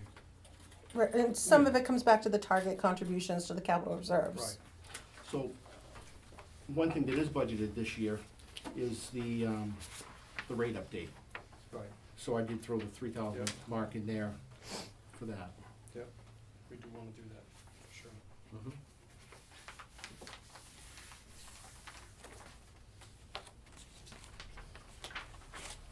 All right, I guess that's it. Don't have anything else to go over on the CIP, right? Now, as far as budget and CIP, do we need to make a motion for the recommendation from the board before the public hearing? You should do that at the February meeting. We have a board meeting right before the public hearing. Okay, But if you're all set, but that's usually because there's another work session. If you're all set with it now, you can certainly make a motion now for it. For what, the budget? Yeah. it would be moving forward as recommended by the board. The warrant articles will go for you again in February because there's gonna be some changes, obviously. And obviously you're gonna be looking at the warrant articles for their intent because the language will actually come from DRA. So those are going over tomorrow and we'll get the language nailed down, but that's next on the agenda, so we can wait. I don't know, do you guys wanna approve the budget? Is that what you're asking us? If we're ready to?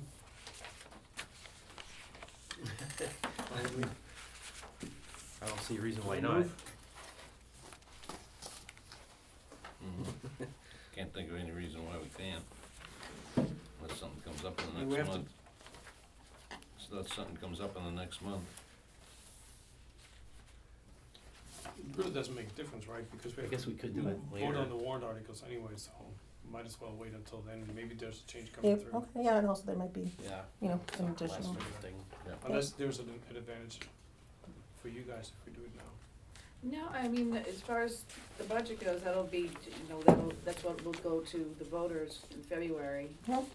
And then the warrant articles, obviously, we'll be sending you guys off some drafts once they get them back from DRA.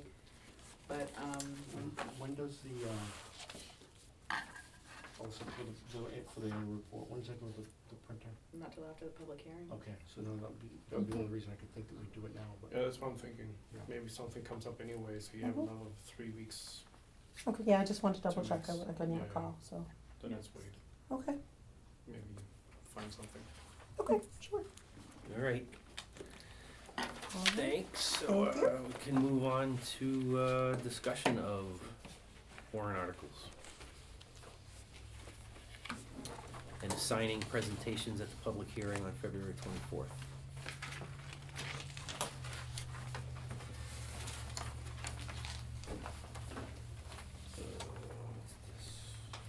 Is this yours?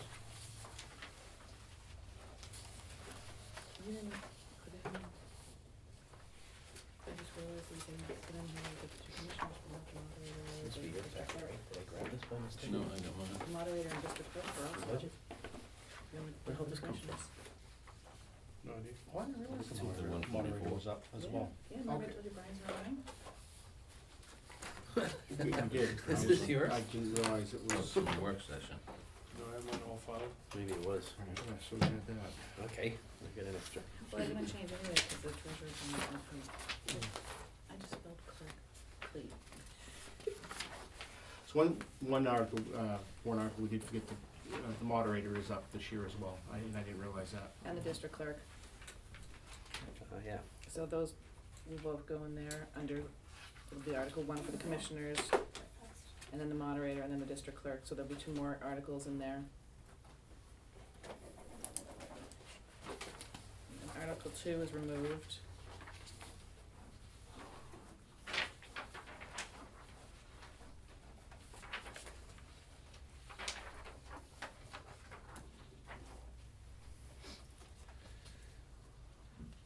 So then Article 3 will be 4.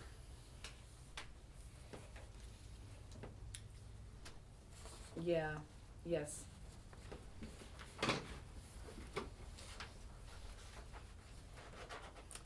Did you add in? Next page, it, Well, I mean, you guys are gonna send out another draft anyway, right, so we don't have to Yes. beat this dead here. Where's the funding that we had here, and what we have in capital reserves? Which one add in the 255 total? You missing it? no, you're right. Yeah, that, so that's like up to it's a 285.5, right? And that's what brings the total to the 14.5. 2855, yes. Okay. Yeah, there'll be a change in Article 3 as well. We didn't, for that total of the 14.5, doesn't include The 285 that we yeah. I was doing, when I was working on the CFP, I noticed, I'm like, how come these numbers aren't lining up? And Good catch, that would have definitely been sent back. yeah. But I changed it, well, this must have been printed out before I, cause I did change it unless I didn't hit save, which could have happened. It's our capital reserve contribution. Yes. Yeah.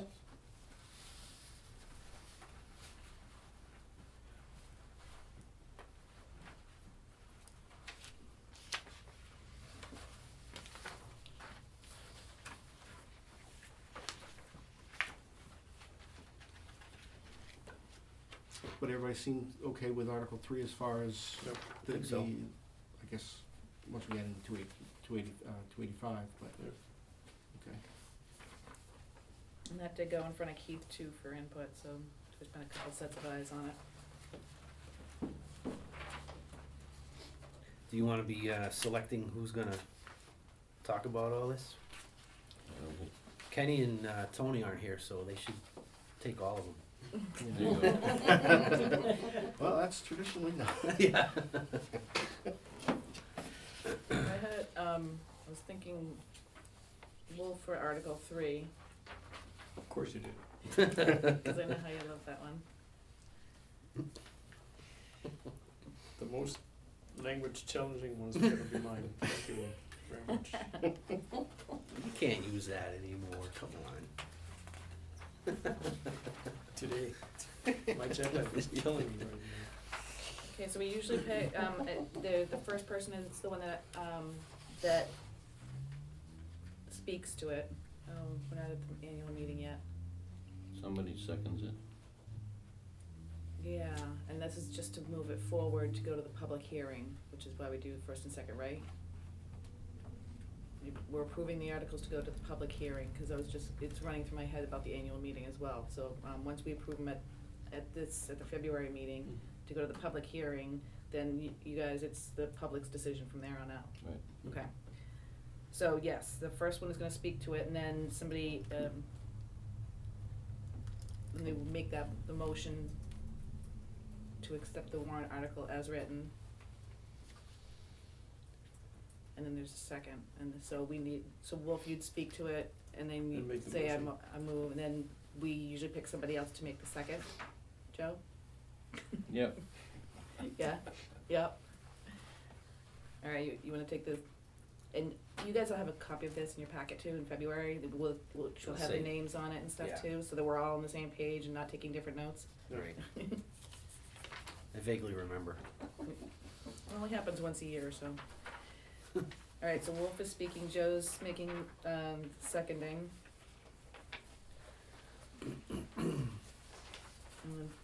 Dawn, did you wanna speak to the budget? I'll second it. Which is, I'm good at that. We'll just put Joe down to second everything. the Yeah. Article 4 on here? The budget article, we'll call it, cause since they're all out of order. Yeah, okay. Good change. Yeah, I can do that. I guess I'm just gonna say where it's whatever it is, ends up being a 6.8% increase. Yeah, I mean, basically you can read what's underneath the article as Yeah. well, or expand it if you want us to expand it on here. Okay, Um, that should be okay. okay. Wolf, you wanna second? It's nice how she volunteers you. I know. I'm moving along here. To get a cookie? You get one, I get one, I'm starving.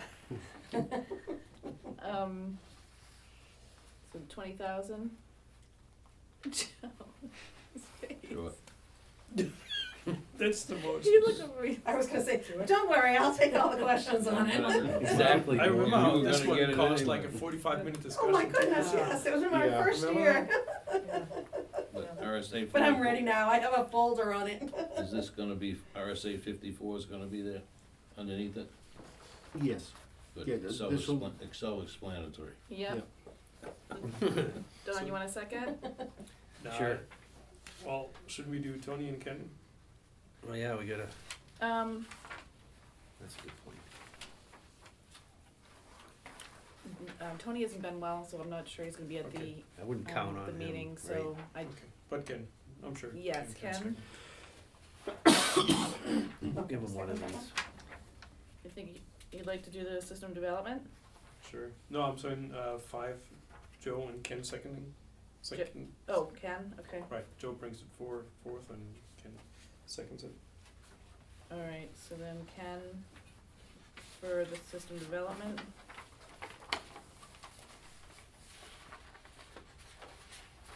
And Dawn, you want a second? Trying to mix it up a little bit here. I can second it. He doesn't like to do that as the chairman. Oh, okay. I can second it. And then the capital equipment and facilities capital reserve.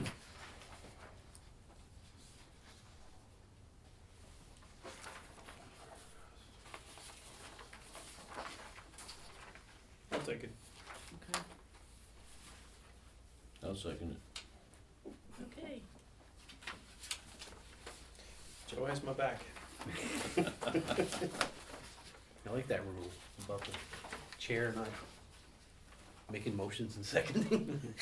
It's not a rule, but a convention, I guess you wanna call it, I don't know. So the moderator and clerk and commissioners don't need a The two commissioners. motion or second, do they? No.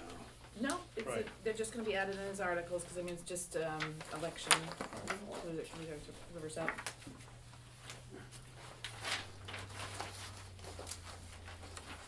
Okay.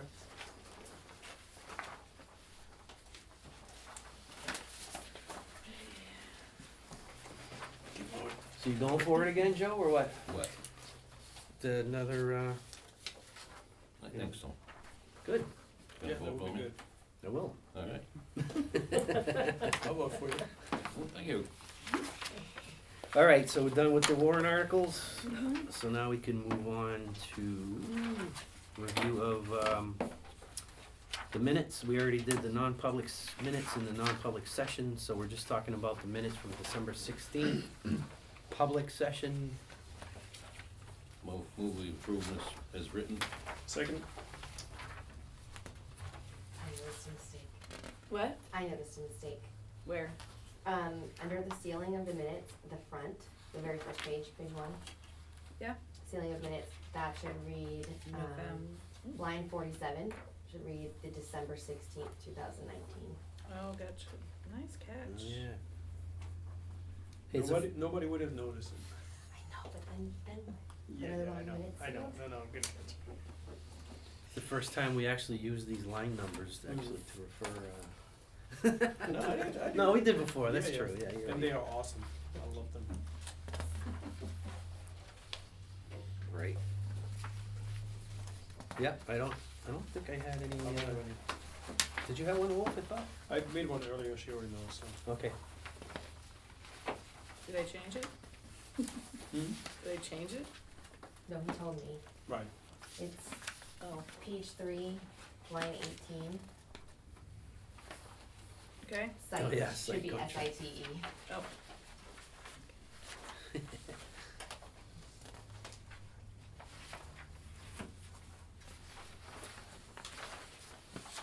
Are these in red? Are those my changes? I don't even remember making these, but they must be. It sounds like, Yes. my, okay. That's why I don't have any comments, cause I already got them on here. Cool. Any other, corrections, comments, edits? Someone wants to make a motion to accept the minutes of, December 18th, 16. 16th, December 16th, As amended. 2019, as amended. So Right. move. Second? Moved by Joe, second by Wolf. All those in favor signify by saying aye. Aye. Aye, 300. All right, moving along, we are going with, see, we're at old business now. Anybody, have any old business?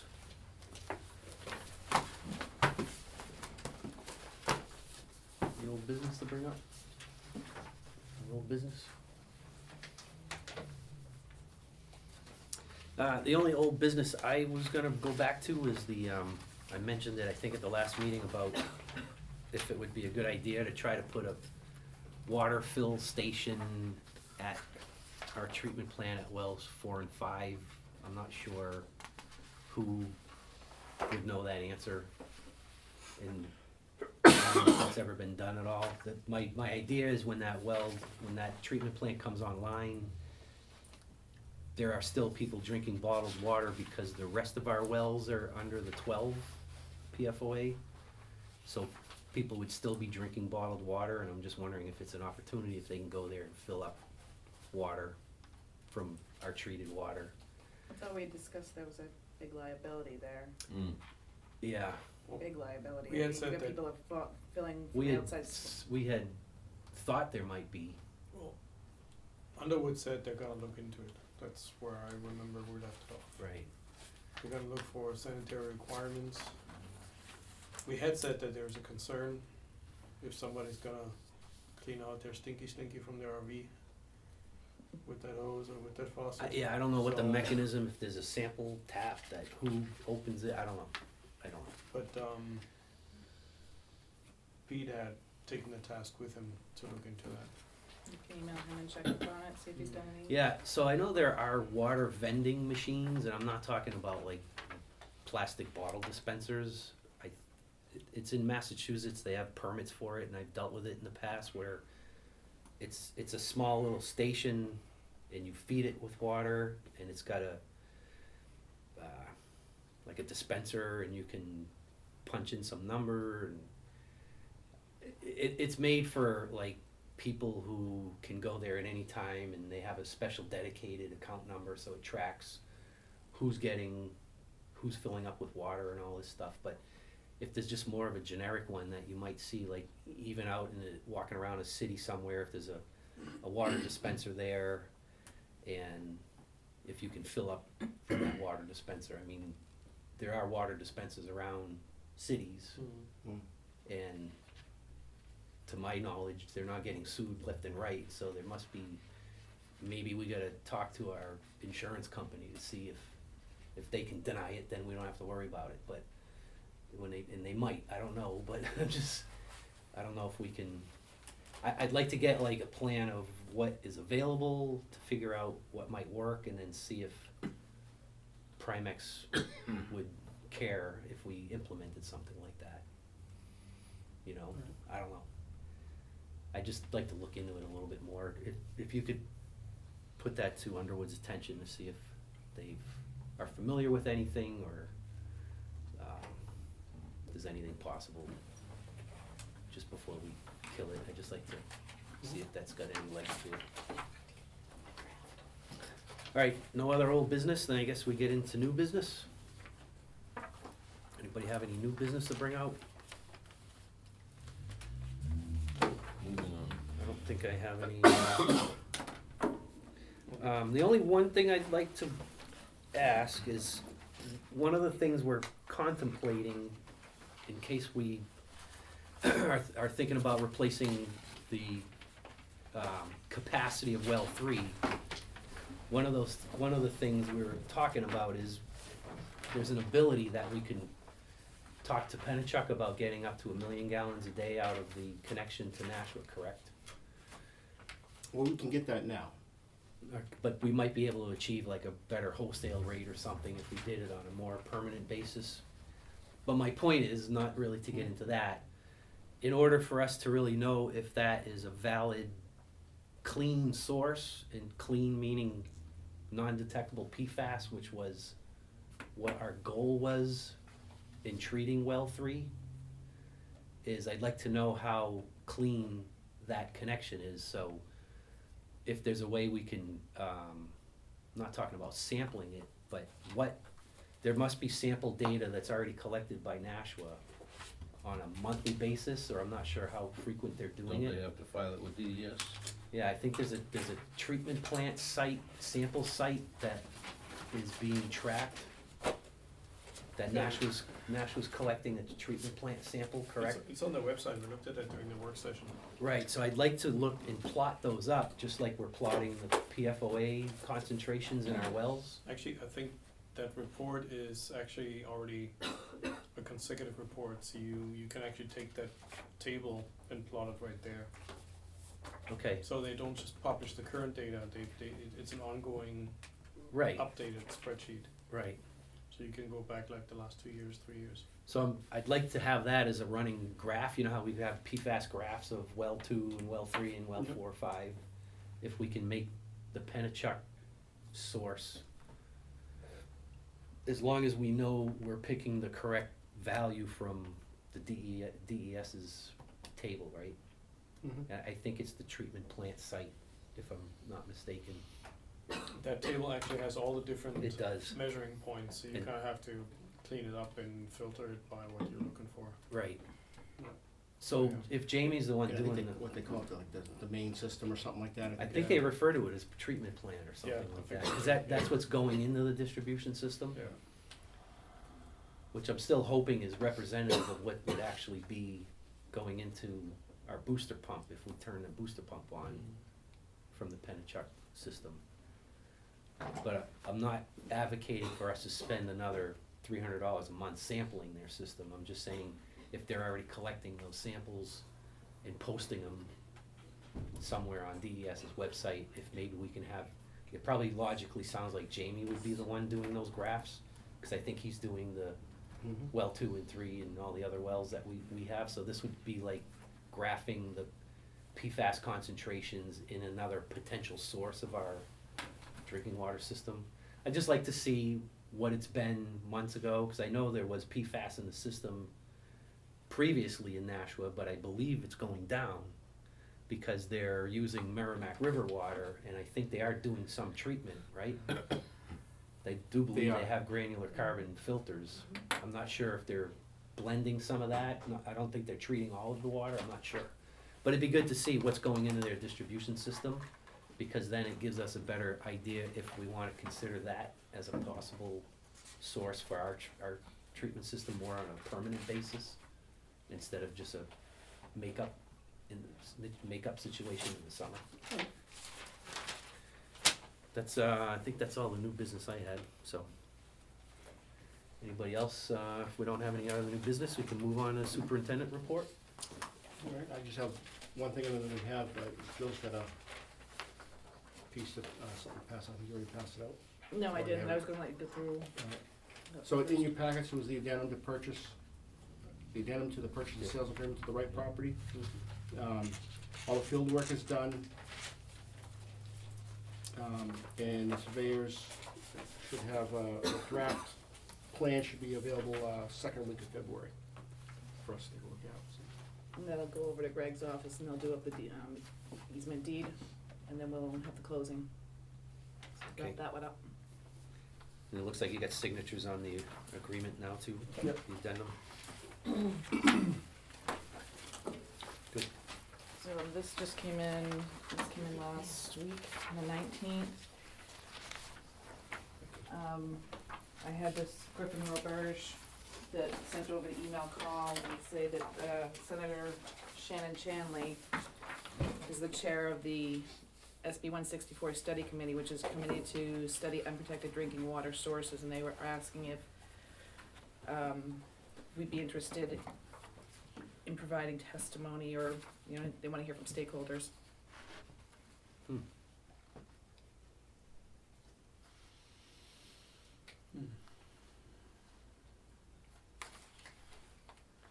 This is for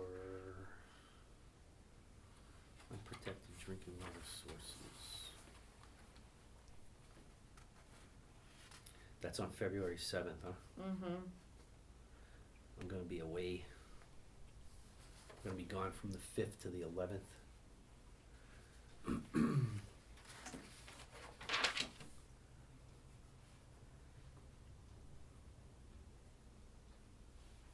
So there's a link or something to the committee's website? I'm just kinda Yeah. curious what this bill is really Right, well, then attached to that is, some meeting minutes from a meeting on November 7th. And honestly, I remembered, this morning about this email, cause I meant to put it in the packet. So I haven't really looked through, read through the meeting minutes yet.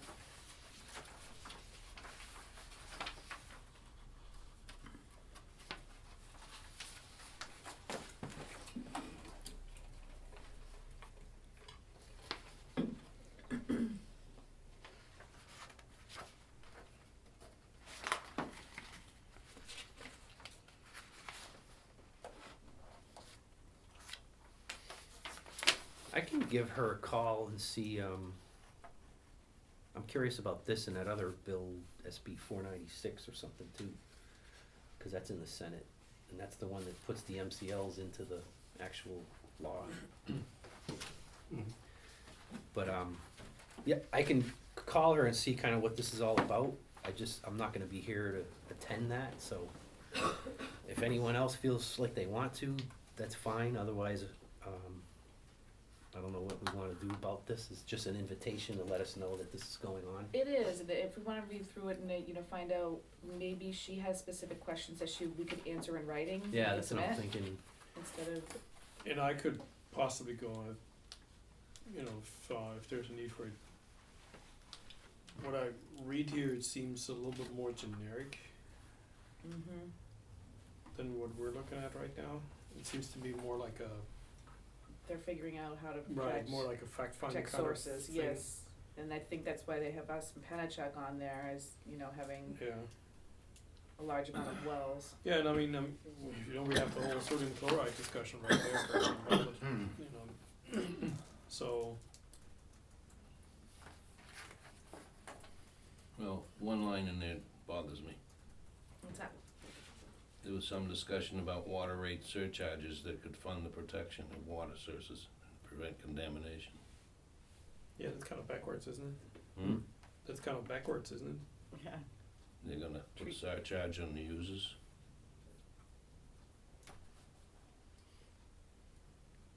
Well, I mean, we have a land acquisition fund and stuff already that, you know what I mean? It's not like we put it in the rates No, this is necessarily. at the state level.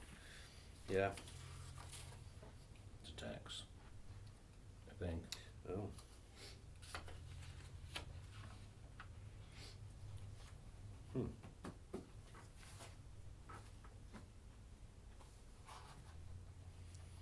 The committee hoped to hear what Penachuk and Merrimack are currently doing to protect their water sources and what they think could be done at the state level, if anything, to improve the way utilities protect their sources. Yeah, but you're right, Joe, it's kind of, Probably wanna get a question about that, yeah.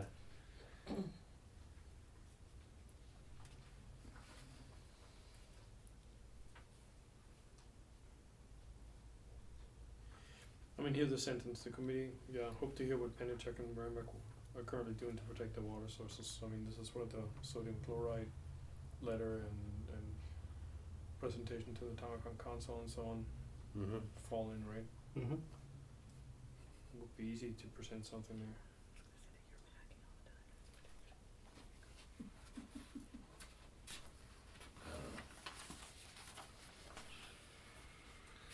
I mean, what could be done at the state level? I don't know. It always goes down to funding, right? Right? Yeah, but I mean, why would you want to surcharges on the water rate to protect the water itself? They just discussed it. And you would rather think that you want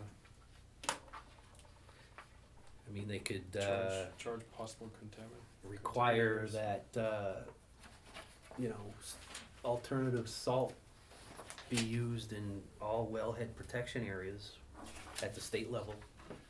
Am I correct? There's absolutely no state, requirement about any land use about salt application in the wellhead protection areas? Is that all like a local bylaw and there's no state? I don't believe so. I think it's all taken up on the town. And that's completely different in Massachusetts. It's all like run through the state and the locals. But I don't know. I'm not really sure what this I'm gonna call her anyway, because I wanted to talk to her about that other bill, so. I was gonna do it over the weekend, I just never had a chance to get to it. But, maybe she'll explain a little bit more about what she might be looking for from us in this email. Although it's not from her directly, right? No, it's from her assistant, Griffin. Oh, okay, Dawn, I'm just giving you a heads up on time, so we don't lose the camera. okay. We got this one anyway. That's true. So we're still on superintendent's report, That was, I'm all set. okay? What else do we have in here? Anything here, there's just nothing we have to, so I guess, the only other thing we got then is, questions from the public. Any public with questions? Questions from the press? No press? Any other items to discuss? Otherwise, I'll entertain a motion to adjourn. Motion to adjourn. Motion to adjourn by Joe, Second? second by Wolf. All in favor, Aye. say aye. Aye. 3-0-0. Meeting is adjourned. Thank you. Great, Thank you. thanks.